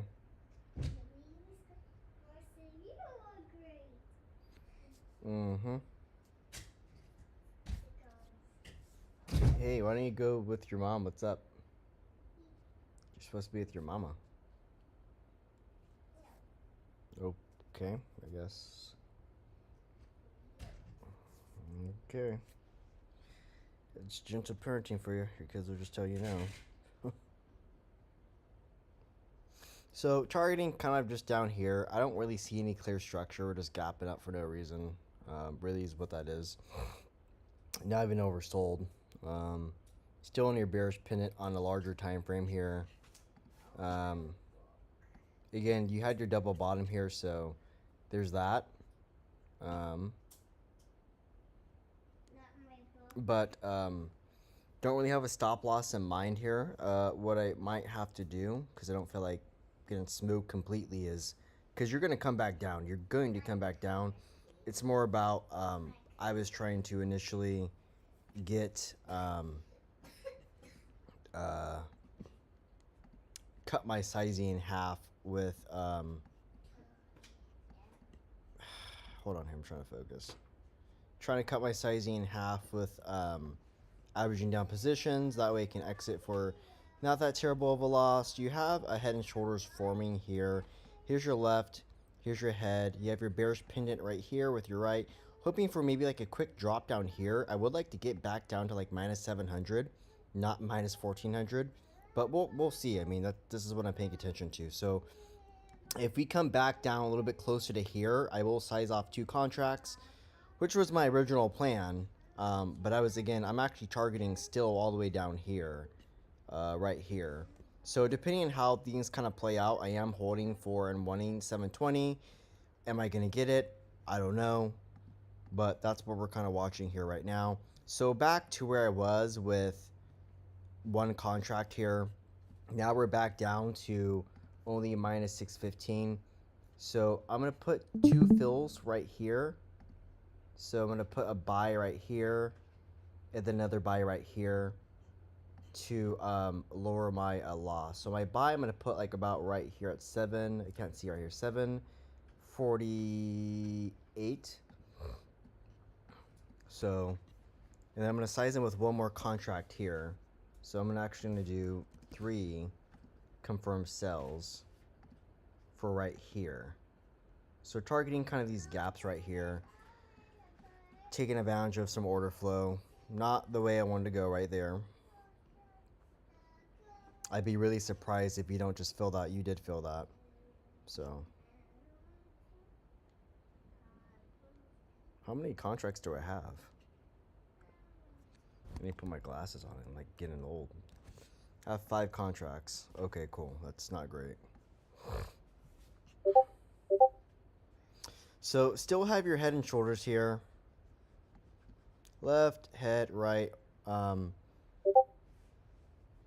again, targeting down here. This isn't really a good RR, but I'm trying to slowly average down my shorts so I can just hold for a longer period of time for my eventual price target, which I do want at 588, which you might hit by London, if not during London session. So that's, again, just kind of what I'm targeting here. Doesn't mean we're going to hit it, just what I'm targeting. So we have a clean structure, left, head, right.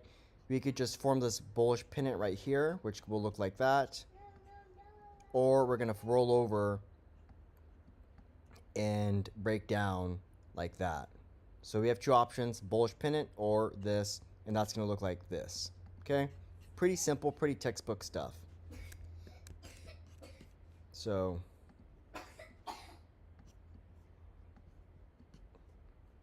coughing everywhere, man. Look, it's like a video game. See? It's like a video game. See? And now that I cleaned the lines off, you can kind of see this head and shoulders a lot more. So pro tip is you don't have to use candles. You can just kind of turn on your lines. It seems kind of silly until you kind of like, you're like, oh wait, I can kind of see things more clearly. Does that mean that your pattern is going to work any better? It just means that you can possibly see your patterns a lot better. So hopefully that part makes sense.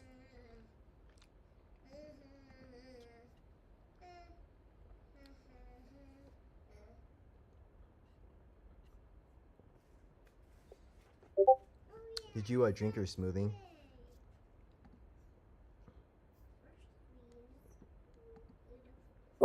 Hey NQ, how do you find your necklines on Head and Shoulders? Oh, this is about to be tragic if you break this right here. So your neckline, you kind of have like multiple. So, like,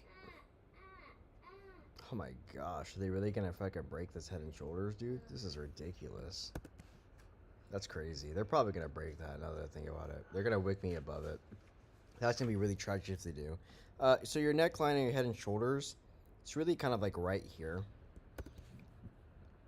This is your neckline, but you have, I kind of view it that you have multiple. So you have your neckline right here. I think you have a secondary neckline right here. Let me go back to there we go. Can you just like feel me and actually like go down like you're supposed to? You're forming another head and shoulders here. So you have your left head, right. You have a triple kind of head and shoulders here, right here. You might break it though at 758.25. I am back. I guess we're gonna find out. Hey, watch your language, man. Huh?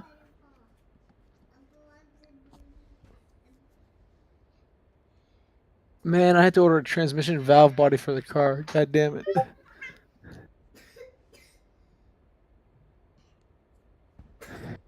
Oh, are you in another trade right now, or? Yeah. No, I'm on the same trade. I just averaged down like crazy. Do you play stop loss or no? Not really. I mean, yeah, like when it's invalid, but depending on kind of like what my drawdown is and what I'm working with, not really. Damn, that's crazy, dude. Yeah. I mean, I guess your account is a big enough buffer. We don't really need one. Yeah. But that's what I tell people. Like, you have people on stream trading like 5 micros with 30 grand. I'm like, yeah, these guys aren't stressed Yeah, no, that's taking a crazy. bad trade. Like, they could have 8 bad streams in a row and lose 5 grand. All you need is one trend day just not doing anything, and then you can make it all back. Literally with 3 micros is all you need. That's crazy. Like me, I take like short trades. Although I could go longer, I take like 50 out of the 100 pips or 100 or 200 pips. With the 3 micros, just my drawdown trails at like 2K.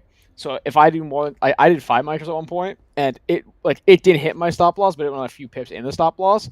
And yo, that drawdown is insane, dude. That shit went to like 1,000. Yo, chill. It's actually crazy.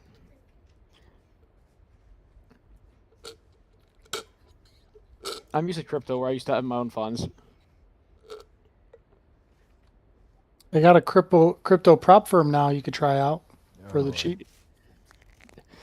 I mean, I kind of want to switch from crypto to like futures. Like, I've already switched to futures now, so it's the same shit. It's just this way I don't risk my own asset. It's like $100 instead of like 50,000. I'd rather invest some money into cars. Yeah, it's literally crypto futures. You pay $100 and you get an account that you could lose a drawdown on, and all you trade is crypto. Yeah, I know. I'm just saying I'd rather switch to futures. The futures is more stable in terms of like less volatility. Like crypto's super volatile. Like one minute candles like 0.4%. It's like trading on CPI day every day. It's actually terrible.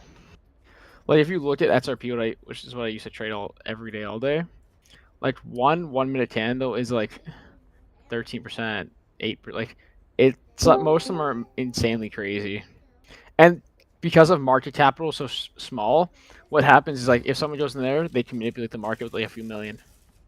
Nasdaq is really hard to manipulate like that. You need billions. Yeah, that's cool. It's man. more stable.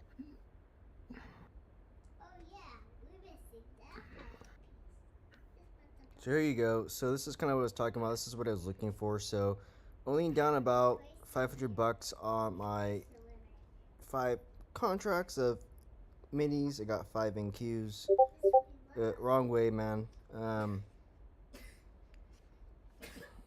Looking for that head and shoulder to finally break down below here. I actually might put my buy limit just under this break-even point. There we go. So I'll trim.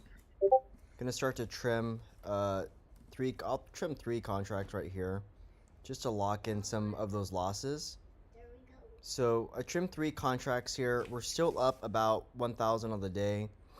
We lost about I actually don't know how that works because it was up 2,000. I just trimmed literally negative whatever, so that's horseshit. Don't know how that happened, but that's crazy. It's annoying as hell. Targeting 720, which is around like here, so. But this allows me to kind of hold my positions a little bit longer here. Still not quite sure how I lost 700 from only minus 200, but whatever. So I was able to de-risk a bit on that position. Off this head and shoulders identification here. We're dropping here. Again, my overall price target is 720. And yeah, so. Yeah, I don't So know how. you think we're? Oh, you think we're on 720? Yeah, that's fair. Yeah, I mean, that's where you have a candle. It needs to be filled. Yeah, it makes sense. Looks like a flag right now. No, I mean, it is a flag on the 4 hour. It's still a bull flag, I believe. So That on your chart right now, that looks like a flag. what does this? Yeah. Yeah, but you have a head and shoulders, though. So you haven't broken it. And here's your neckline right here.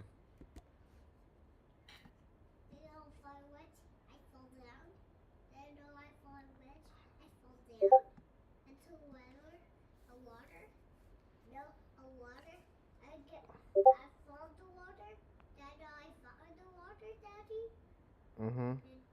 Yeah, but you don't want to fall in the water. Do you know how to swim? Yeah. Okay. I just have see? Whatever, man. Look at me. What is that? What do you have in your hand, man? Oh, no. Alright, I'll be back in a second. Media drink. Not again, Daddy. This is a game. This is a game. You ready to take a shower? Come on. And this is in a game. Come on. See how get your character. They will do more.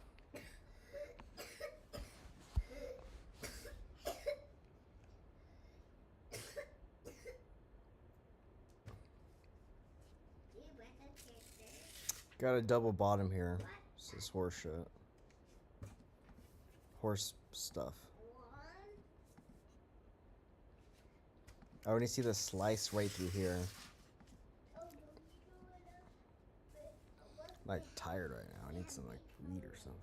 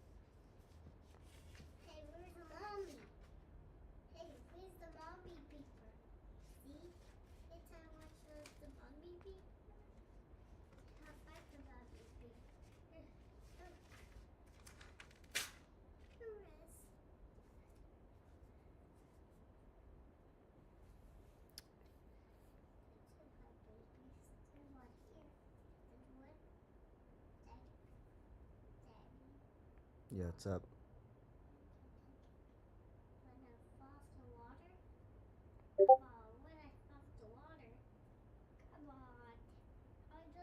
Sorry, I'm back.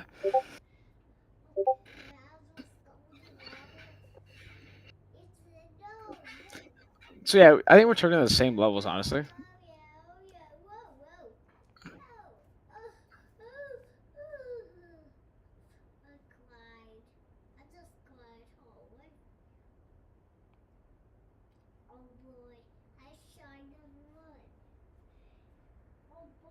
I never won at the water park. I never won at a water park. I never won at a water park. I never won at a water park. I don't know, man. I never won at a water park. Mm-hmm. I was going swim. I said, whoa. Oh, that's what I heard myself see. There's 3 patterns right there. Yeah, what patterns do you see in front of you? Mountains. Okay, what? Okay, mountains. What other patterns do you see, man? Mountains, dude. Up and down. Yep, they're just going up and down. I, Ooh, 15-minute rejection block could be a little bit bad. that's the one. That's I turn up my view. That's I turn up my view game. Holy pump down. What? I told you, What man. is happening? Levels are marked, bro. Got your head and shoulders. That's You never it. broke it. That's I turn up my view You game. got a double head and shoulders actually, and top of a triple top. Hey, whoa! You're touching stuff. What are you touching? Last time you bought like 10 contracts or something, dude. See? Like this guy actually like almost blew one of my accounts once. I was like, what are you doing? Yo, my cat almost did that to me too, bro. He stepped on my keyboard. I was like, yo, just. Like, yeah, I have to turn my hotkeys off because he like knows what the buy and sell is now. Should I buy or sell something right now? Let's let this guy trade. What do you want to do? Should I hold into this profit or should I sell it? What should I do? Or should I buy more puts? Should I sell or should I buy? Pick. What do you think I should do? Buy or sell? Sell. Sell? Okay, he said sell. So Sell and go long. all right. So he said sell, so we're gonna let him trade today. Kid makes $200 on sell signal. $100. $100? That's not enough. It's how much like a Diet Coke at McDonald's costs, man. $100 for happy now. It's how it feels. He's Oh happy, man. god, that's how it I feels. don't need that. Don't need all of that. I work to happy now, see? I work 3 happy now. See? Yeah, I'm like I work exhausted 3 right now. happy now, see? I work 3 happy now, see? I see. A lot. I can't wait to eat all the french fries. Yep, you're coughing on me. Uh-oh. Well, I ain't in profit no more. They should eat food. They should eat really bad food. I think we're gonna be fine. I think these are gonna print pretty hard here soon. Food are healthy, see? I eat and I eat and I eat. I said, oh.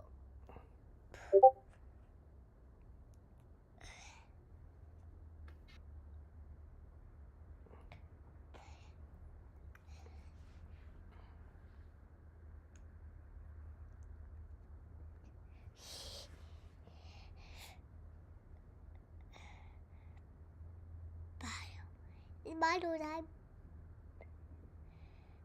It's battle time. Huh? It's battle time. What are you saying? I don't know what you're saying, man. This birthday. It's battle time. I think it's bedtime is what I think it is. How? Huh? Oh.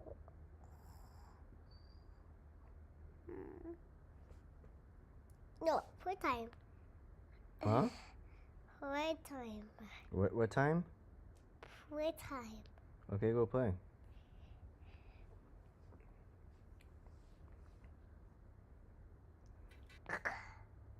You got me down this position. Go with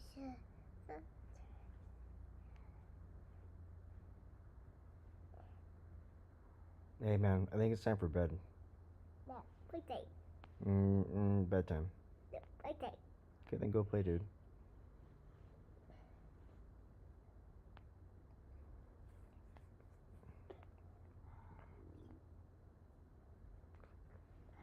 I missed gold. Asia gold I missed. Oh no. I love Asia gold.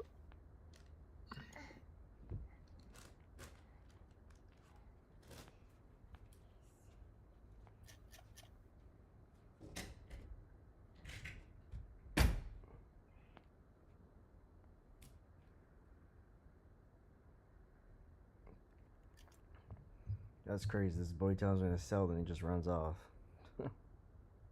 Yo, he's dude, he's sabotaging just like the prop firms, dude. I know. He's like, We got paid off by Alpha Futures. Hey, dude, go tell him to sell some contracts so I can lose some money. They're paying him, bro. He's on payroll. I know, dude. Yeah. He is on payroll. I mean, you can't really have room all the way up here, so I'll just. We got the swing point there. Got some deal right there. Another deal. Wait, what?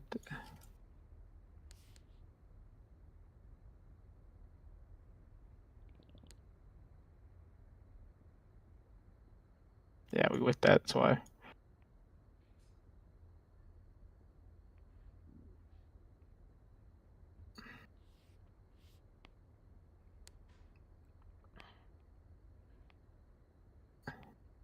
Yo, Nasdaq, can we do anything fun, Nasdaq? Can we please sweep lower liquidity? Like, I kind of Just want do something. to do like, some. Take $3,000 away or something. Just like. Like, bro, on God. So wait, that candle closed after it tapped into it. I missed that. Yikes. Rip for me. Next up, 25K. Fuck, I hope so. My NDX. Yeah. My NDX calls would be at like 30K profit tomorrow if we hit 25.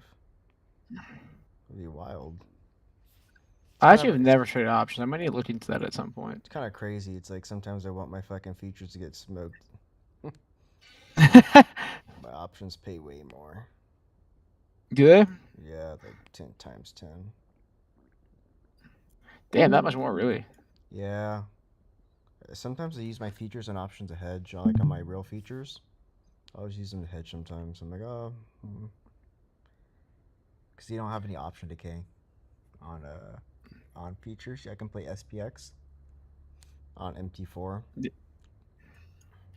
Yeah, so I'm just not sure what any of that means. I'm just not an options trader. It would be great to learn. I just haven't gone that far in life. Swap that.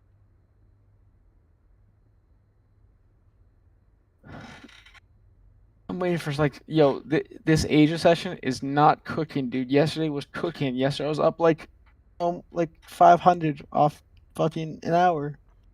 This session is dead. And yesterday was a bank holiday. We had way more. Yesterday was a China holiday. We way more.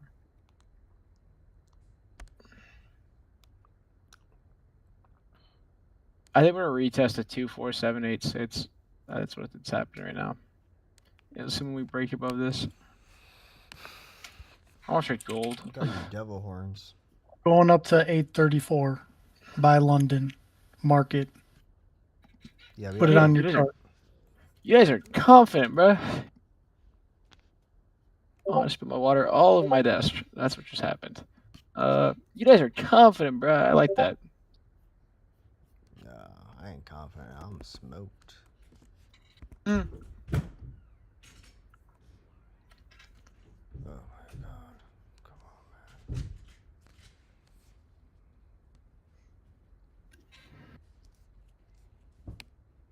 man. Dude, I'm not gonna lie to you. Gold, where's that, bro? You can probably scalp like crazy on gold. Yeah, what happened to gold? I seen it was at like 4,700 today. 4,700? What? At 4,900 right now. Yeah, It dropped a little. 4,700. I don't think it went that low. The fuck? I don't think it went. Not it went to like 48, 48.70 or some shit like that. Oh wow. Actually, no, I think it went lower. I think that wrong. He's at like 48. That's crazy. Yeah, 48.50. Going hella low. Yeah, I'm half blind. That's about right. Yeah, 485. Still though, Yeah. when you did that short the other night, we were at what, 5,010? When I did that short last night, we were at 5,000. Oh crap. This looks super bullish right here. We were like 5,000 and yeah, like 20 to 5,000. Yeah. Like $10 move. Oh, it's tragic. It's not bad. It's pretty good. I'm hoping for some more tonight. I'm hoping for some good shorts. I love doing shorts. Well, we might see something here in a minute. Like if gold taps into the zone, I might be in for it. We'll see. I think that's a 1 hour. Yeah, it's a 1 hour. It's a strong one too as well. Huge rejection. It's actually perfect. I've been getting sick and tired of waiting for fucking NQ to do something all day. There we go. Mark out that DOL. Assume we tap into this and hit that DOL, I'll be good for a short.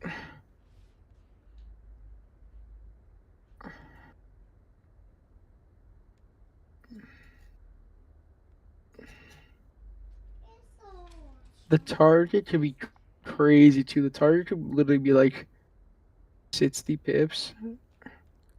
Sorry, 55 pips would be the recommended target.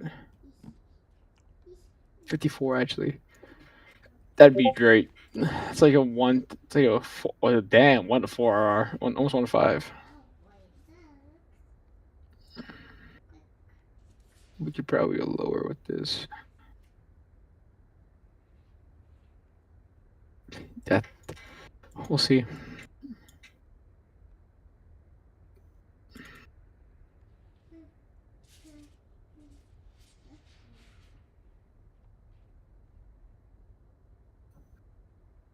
I love me some gold.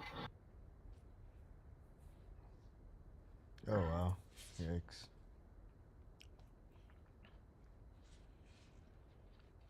I tried to help you, NQ. I tried. Yeah, I know. Trading with conviction when it turns into retardation.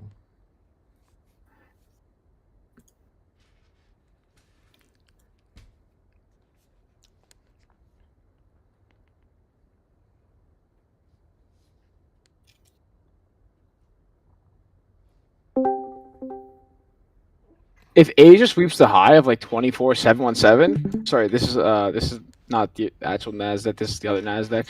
What's up, dude? I'm gonna come back to this in a minute, but yeah, if we sweep this high of 24,787 or 786, we're in for some shorts. Get to it. There's a block.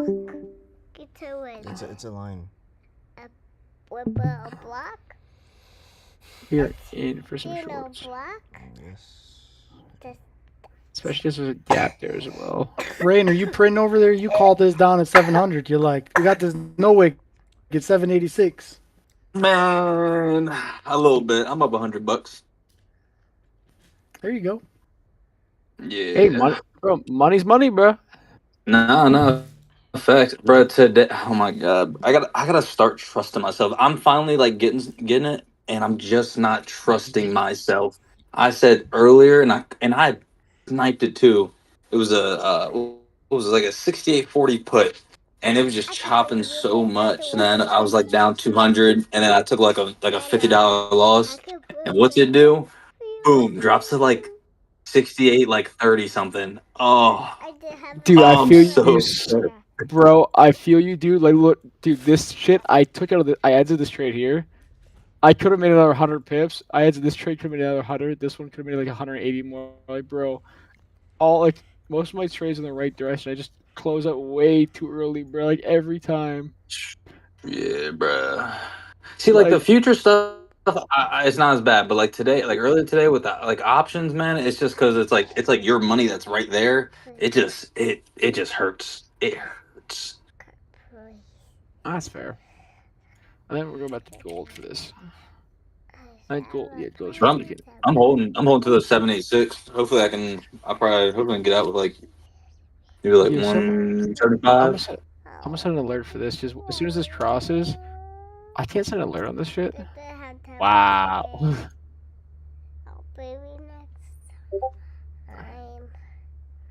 There we go. Okay. Set alert. As soon as that crosses, I'll trade this. As soon as either one of these crosses, actually. There we go. Now I can look at gold.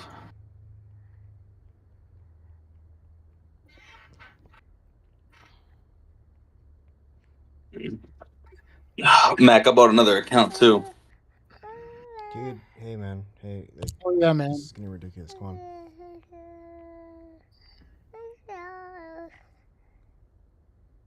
Yeah, before I ain't gonna lie, I was gambling. I was straight gambling. Can't lie. Hey, yo, at least you're aware.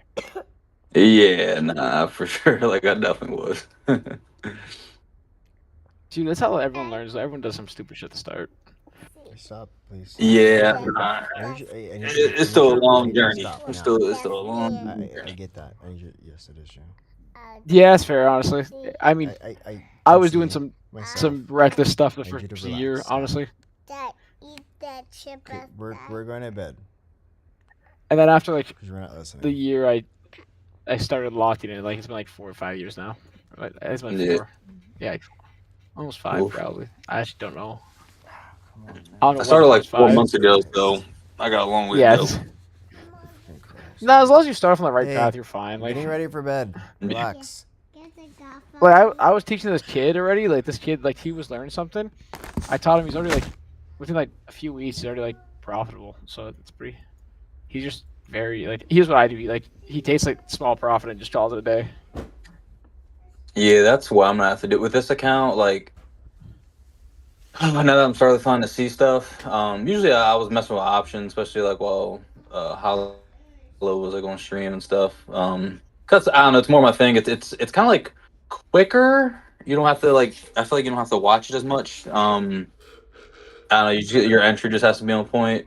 But I feel like with the futures, I got a lot more practice. It's more like interactive with like what I think is actually going to happen. Yeah, futures is just essentially trying to predict the market. It's like Yeah. at least a little bit of it. You get used to it after some time. It's not that complicated. Yeah. Some time. Dude, I need this. I need this bookless candle. I need it to drop. Dude, Or I'm go up. actually waiting for it to tap that. There, we swept that. It's trying so hard, bro. I don't know what's going on. Is it? Yo, it is trying very hard. I really just don't want it to like. I mean, I think it's gonna go up there no matter what, but because it's already so close. But I just don't want it to straight like drop. So me personally, like watch 773.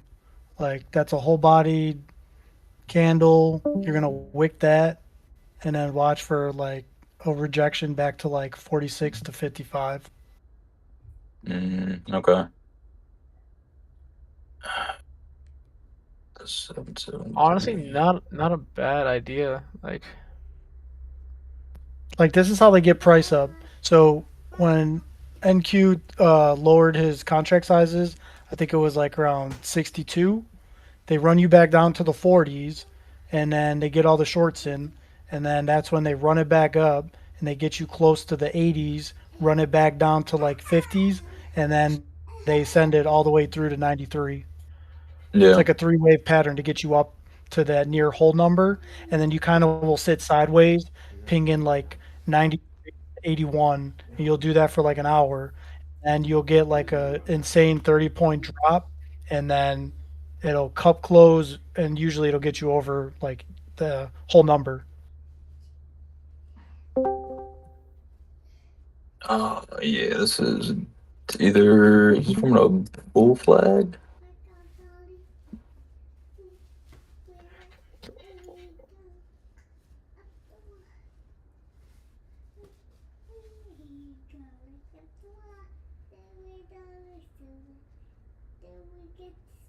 Come on.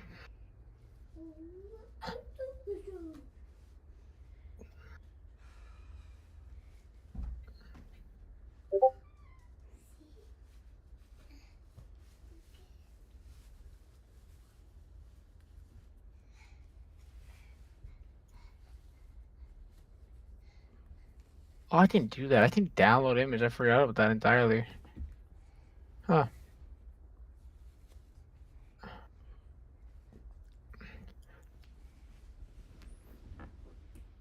I'm trying out this indicator I had like 2 years ago that was actually really good, and then I totally forgot I had it saved on my computer. From 2 years ago? Was it like Yeah. what type of indicator is it? The print money indicator, and I totally forgot I had it. Oh, that's I like that. That's a good one. Yo, I need me some print money right now. That's all I'm saying.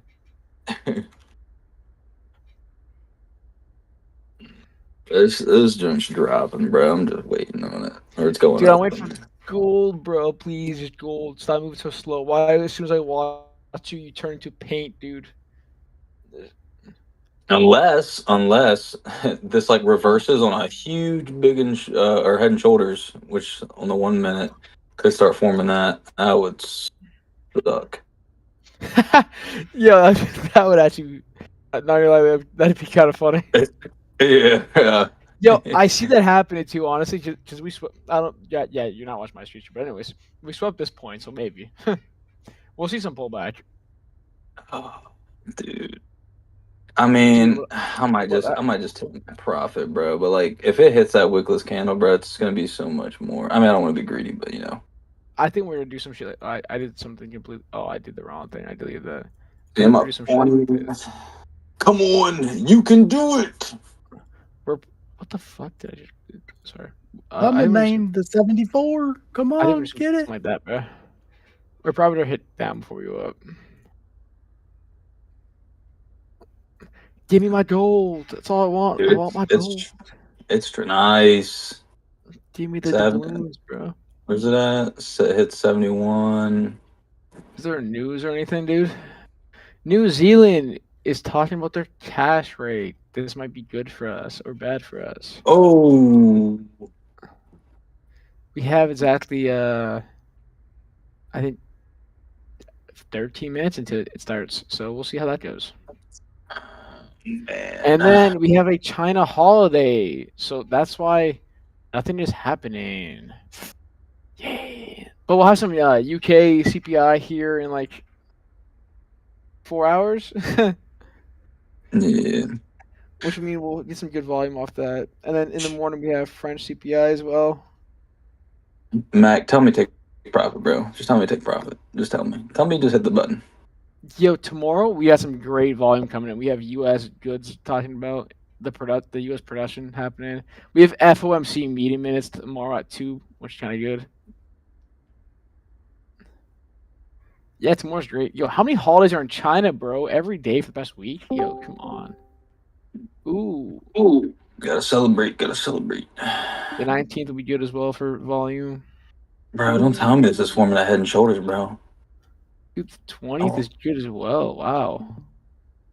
Yo, Yo, we're having a great week for news. Oh my god, this will be a lot of volume. It's OPEX this week, so you're gonna have a chop day Friday. I mean, that's fair. Yo, I was right. We hit that down. Now we're tapping this high time frame gap, and I'm gonna enter my short, and I'm gonna target the void of nothingness, and hopefully make like a band. We're either gonna sit on 6,900 or 6,800. I just don't know which one. Speaking of SPX.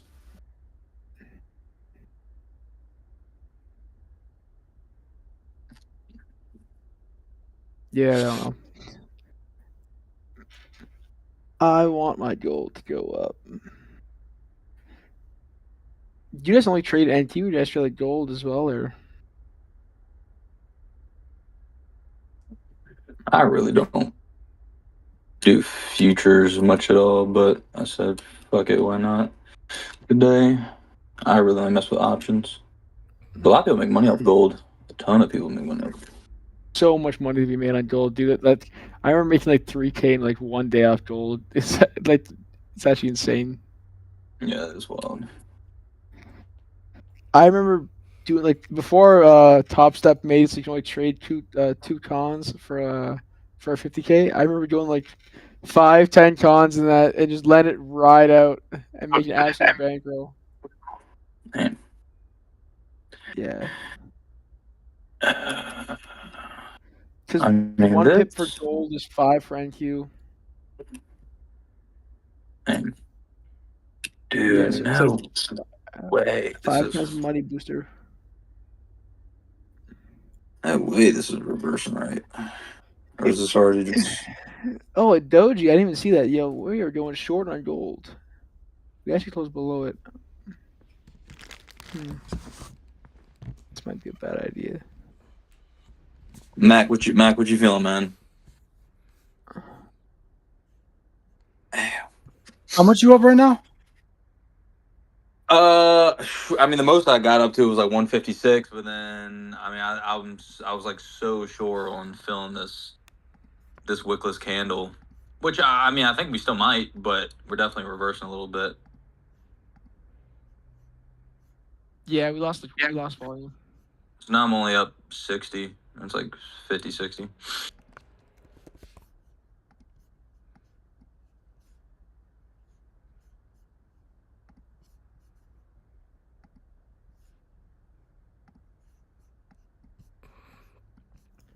There's no way it makes a Head and Shoulders, right? I'm not gonna believe it. What's your entry? What's your break-even price at? Was it 757? 7, 5. What? Am I tripping that, dude? I thought you got in lower than that. She. No, I did one and then I got out. Dude, fucking Hollow's like, no, we're reversing. He's like, it got inside my head. I can't lie. Oh, okay, I see. Yeah, I mean, we just okay. This is not your strategy, but we just swept internal liquidity, so we're have some push down right now. We might see push down to like the 24743 zone, and then we'll see some push back up to around 24774 roughly. That's fine. I just When we took see 90, but I'll take it. I just got out of 90. I'll take it. Yeah, we probably will fill that candle, but that candle's like roughly like an hour away or so, something like that. Gold, I can't wait.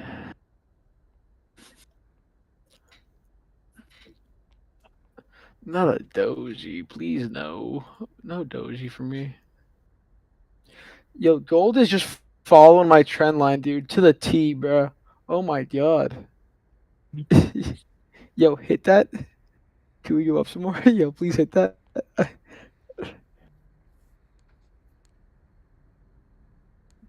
You want to trade on gold right now?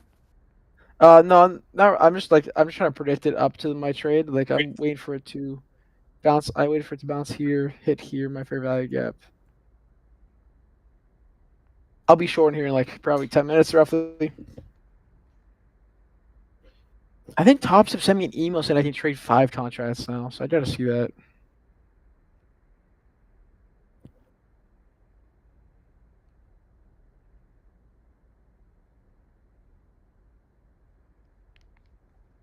So that indicator I was talking about, it's from a guy. I don't know if you've been in here with P Funk. He's in this Discord. This guy, Trader Oracle. He's the one who's terminally ill. He makes a lot of indicators and is like really good at trading. Terminally ill? I thought somebody else he knew was terminally ill. The Trader Oracle guy is.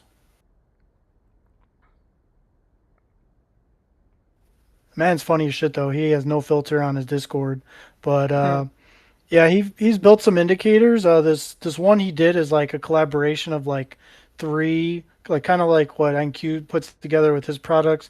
He just took 3 well-known investors, combined all of their indicators into one, and then when I was back testing it when I was first starting futures trading, I noticed they have a way to identify like strong buy and strong sell signals, and so I filter the settings of the chart, and it only shows me those strong levels, and it helps you from getting repaint and all the other craziness. But like when you look on the chart, like it'll tell you where the strong buy is.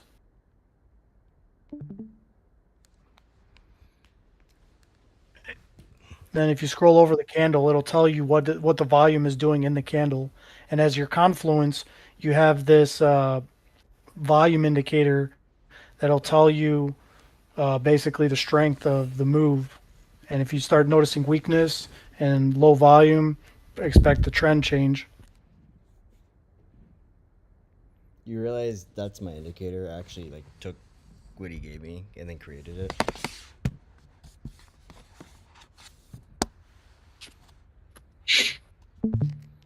You took Trader Oracles?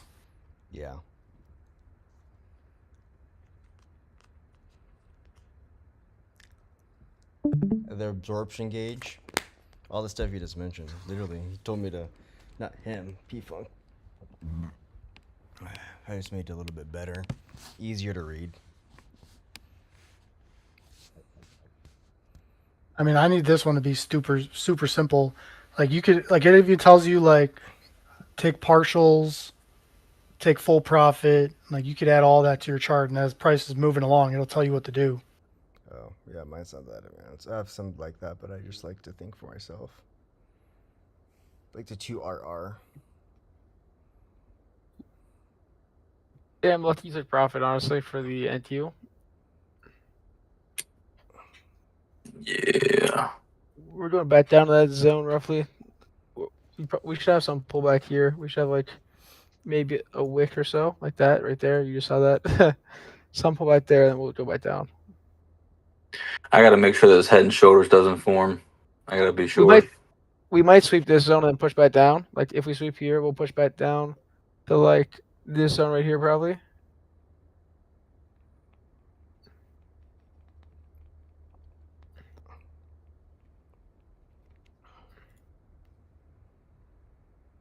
That's my prediction at least.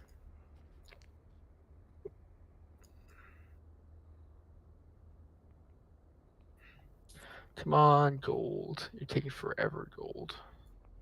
I could short off this. I just don't want to.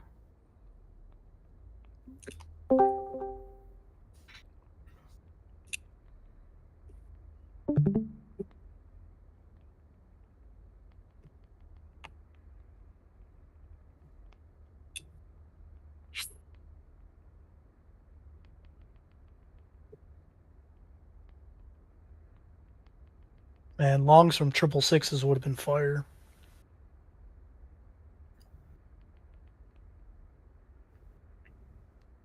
Yeah, there we go. Almost all of the money is swept.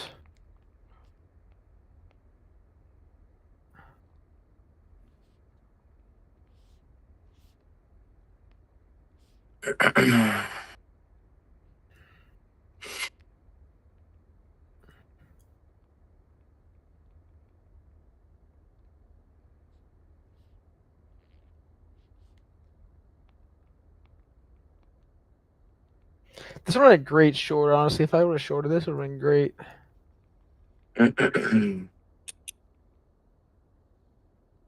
Yeah, it was a perfect entry as well.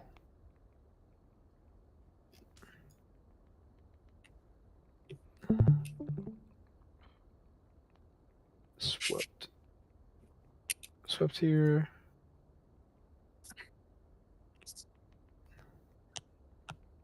Would have been, would be a nice short.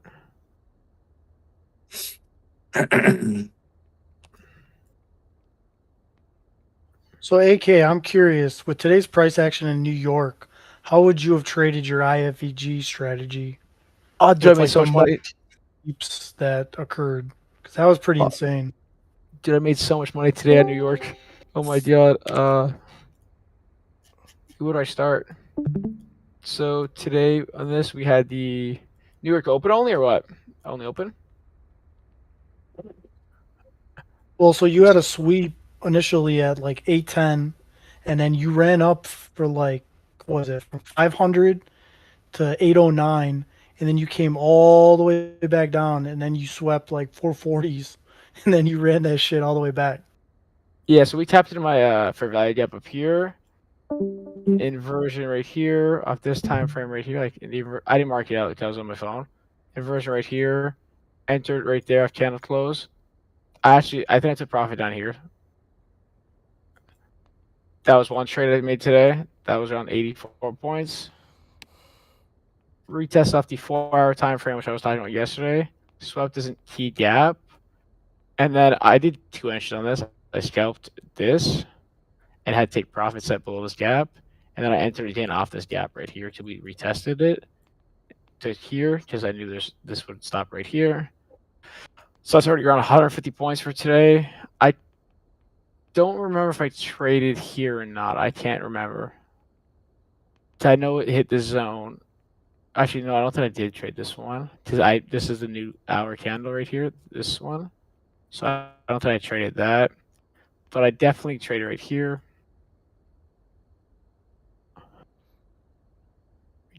Off that right there. So that's 3 trades. That's a total of 225 pips. Then price rejected off the same fair value gap as before. Right here. Price rejected off it again, making me a quick 51 pips. So that's a total of 275 pips for today. Targeting the last low. Good. Okay. It's not Yeah. Yeah. It's the strategy is like, as long as you're adaptable to the market, you'll be fine with the strategies. I'm just used to it after like years of using it. The issue is I just take I enter too low cons just for the fact that I hate trailing drawdown. I'll still up to make $600 today, I think, on this one. $680.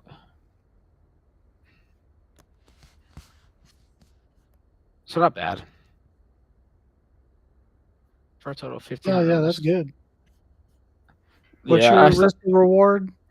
my risk to reward is usually 1-to-1, but sometimes I'll go higher, like 1-to-2, or sometimes I do less than 1-to-1. Depends. Like this one, I think it's 0.8. Yeah, so like it's not ideally 1-to-1, but I was so confident in the setup. I had my stop loss a little higher because I knew it may or may not have bounced off there from a retest, which we see right here, and had to push back down. But I knew for a fact it wouldn't go up. It's just I've seen the same setup play out before. With all these, you'll barely see them even my stop loss is kind of set insanely dramatic, dramatic, but I know it's the strongest rejection point. So if it hits this point, it'll guaranteedly reverse. That's why I have it there. Even for all these, usually we're not in drawdown.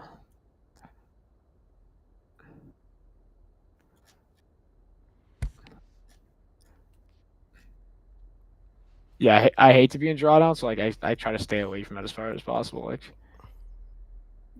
No drawdown, no drawdown, no drawdown.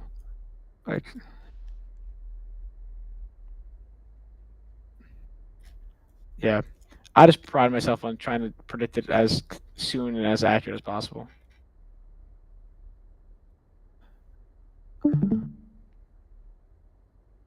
That's the gold though.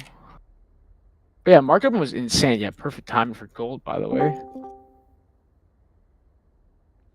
I'm gonna put 10K in a live account, and then you just tell me when to hit the buy and sell button, and then I'll come to Canada and buy one of your Audis. How's that sound? And then we'll go to Miami and we'll get freaking wasted. All expenses paid. Dude, that'd be lit. I should go on. I used to have a live account. It's just the risk outweighs the actual the reward. At least for crypto, it did, because someone could just manipulate the market and just kill your trade. But that's why I like futures. But a futures broker in Canada is so much work to sign up for. They want your social. They want a lot of shit. This one they do too, but it's a lot easier. It was so discouraging when I looked at 45 days of nothing but green trades, and my total net P&L for that time span was $7,900, and then to only take home 4K of that is come on, bro. Yeah, I feel that, dude. It's that's why 90% profit split, fucking having to fight the uphill battles of, you need 5 days of 40% consistency in this rule. You. It's that's fucking stupid. Yeah, dude, it's actually so terrible. I actually hate when fucking firms have some crazy shit. That's why when Topstep added the rule that you their trailing drawdown was not as aggressive, dude. It's so aggressive now. It's actually crazy. It'll just fall. Yeah, look at that. Now. Look at that gold pump. Wow. Yeah, I'm just waiting for it to tap in this blue bar. There you go. Now, as soon as it comes back down for retracement out of this gap, we'll go short. We'll target this. I'll probably target this. I like to be safe, so it'll probably be a quick and easy, maybe 1-to-1. That's 10 pips, so that'd be 50 on NQ. 50 with this. Technically, the risk should be up to here if I want to do my trade correctly. Nah, I think it's trying to push for that 495 level. It could. So the next option for the next push level was right here. I actually didn't mark it out just because I didn't get a chance to. But the next level is right here. This is the most volume possible. And then if it bypasses that, we are hitting like this high right here, which is like a really like insane level for it to hit. I don't think we'll hit that today, at least not within the few hours I'm awake for.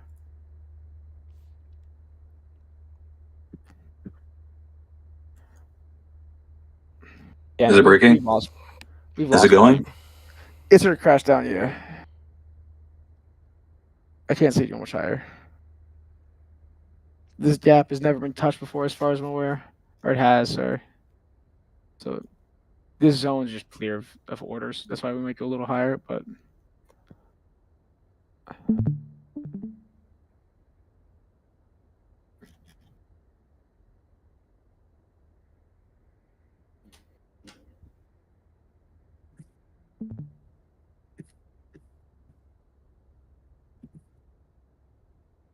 gold is one of those assets that's kind of scary to trade as well, just how fast it can actually liquidate you. Yeah. Yeah, I live that Especially- dream. Yeah, dude, gold is you want to go in there very carefully. You can get liquidated hella fast. Yeah, I went long at 3,300 and I got liquidated at 3,326 or 3,226. It wasn't very far below, and then we're obviously you see where we're at 5K. Yeah, it's like so. The thing with my 1K strategy would have is, been 100K. yeah, I know. The thing with my strategy is you want to actually trade the gap on the highest time frame it's present. That gives you the best odds of chance of less reversal. So like if this gap is open on a 1 minute, but this gap's also present on a 2 minute, the 2 minute holds way more volume than the actual 1 minute. So the likelihood of it reversing off that 2 minute is way less likely than off that 1 minute. So if this closes here, I'll mark out this zone instead. So then our risk to reward is way lower as well.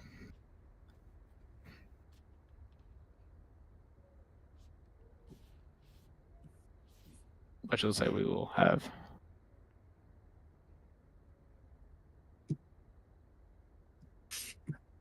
I don't know, bro. I think we're still coming to that wickless candle. I believe. Yeah, this is gold for NQ. As I said, like we actually hit that perfectly. For NQ, it's the 3 minute. Yeah, we're probably gonna retest this. If we break below this gap, we'll hit for this point right here, and then we'll push back up. Oh, That's just how that is. As long as we break below the gap. I say if we break below this zone right here, like candle closes below like 6.7 or 687.1. Sorry, off topic, but Ronda Rousey is going to be doing a fight on May 16th. Oh god. damn, no, she still fights. That girl must She's be making a so- comeback. Oh god. Oh shit. She's trying to I don't get know who back. that is.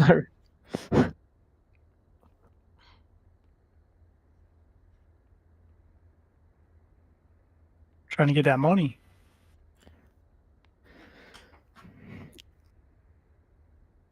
We'll see how this candle hits. Like you can kind of tell if it's in reverse based off like how the candle actually goes through the gap.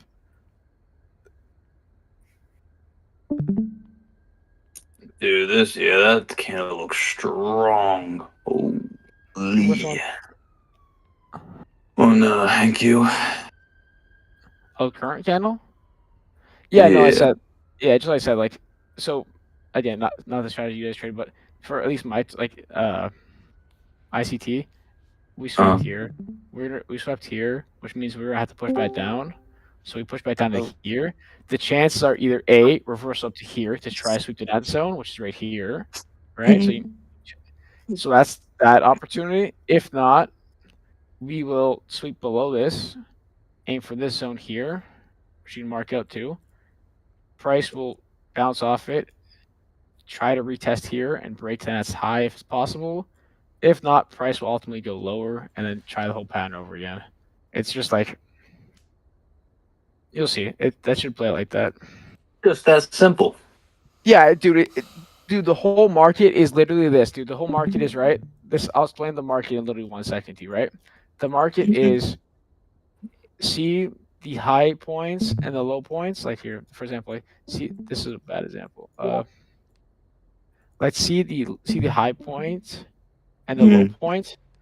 the market aims to fill them. So, for example, like this high point, price went down to claim the low point, then price goes back up to try to claim the high point.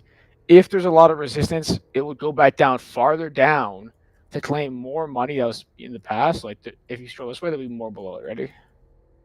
It's like just the one that's a terrible time frame. Yeah, okay.